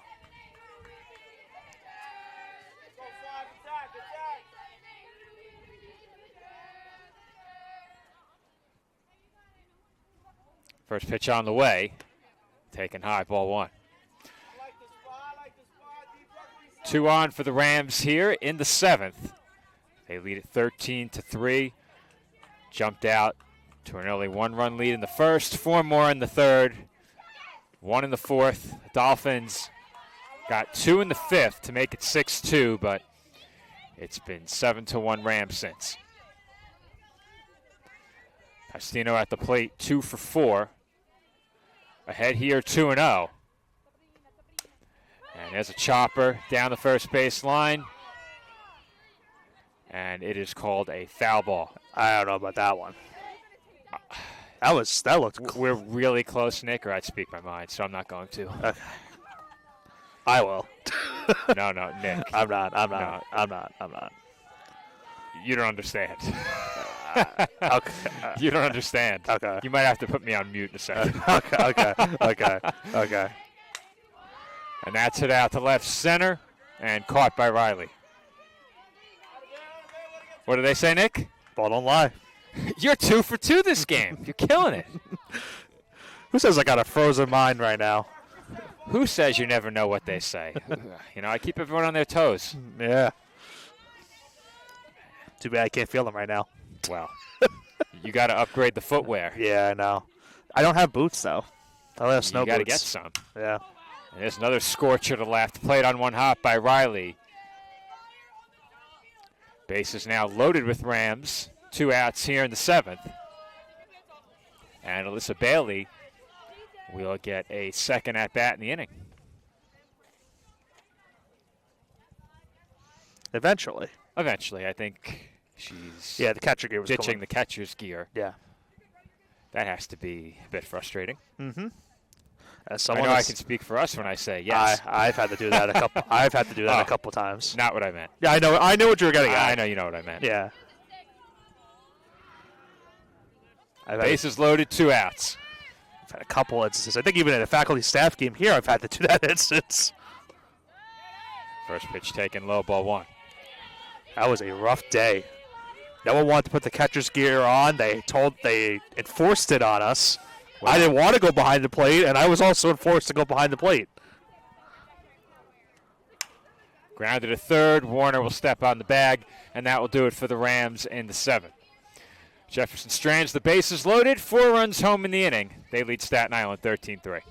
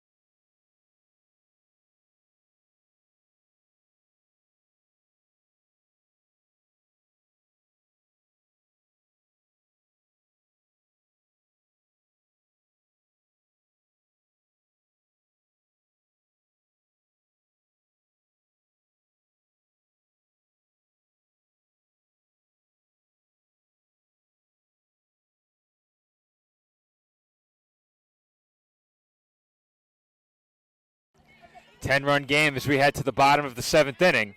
Dolphins down to their final 3 outs, facing a sweep against the Jefferson University Rams, and it's a 1-pitch out to begin the frame. Rose Joseph taps one to second, and the short toss retires the Dolphins catcher to get things started. And yeah, I needed some assistance from the live stats, Nick, but I have to admit, pacing around aimlessly and looking like I'm a bit unhinged has worked. At least it's kept me a bit warmer. I wish I could say the same.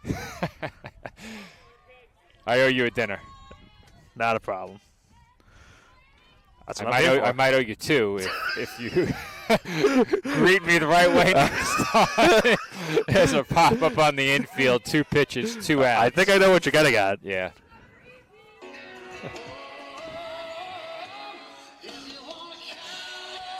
Dolphins down to their final out. Emma O'Neill, the batter.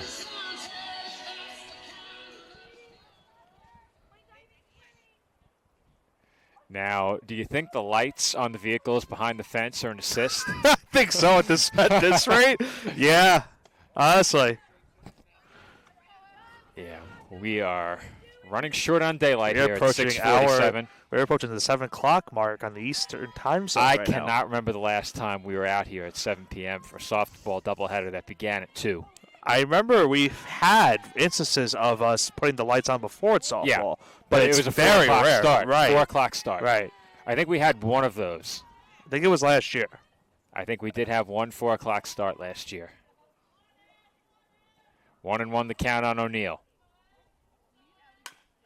Chopper left side. And that will do it. We've gone final from the CSI softball complex. Jefferson over Staten Island 13-3. Our next broadcast Friday, softball takes on Dominican. We have baseball on Saturday against Deauville. Those games broadcast from Queens. Softball against Felician on Sunday back here at the CSI softball complex. We thank everyone who stayed with us for the entirety of today's doubleheader. It was a long one, close to 5 hours of softball. It's a sweep for the Rams as they knock off the Dolphins in a pair of games. Everyone, thanks for watching, and be sure to tune in later in the week for more action here on CSI Sportsnet. Enjoy the rest of your Tuesday night.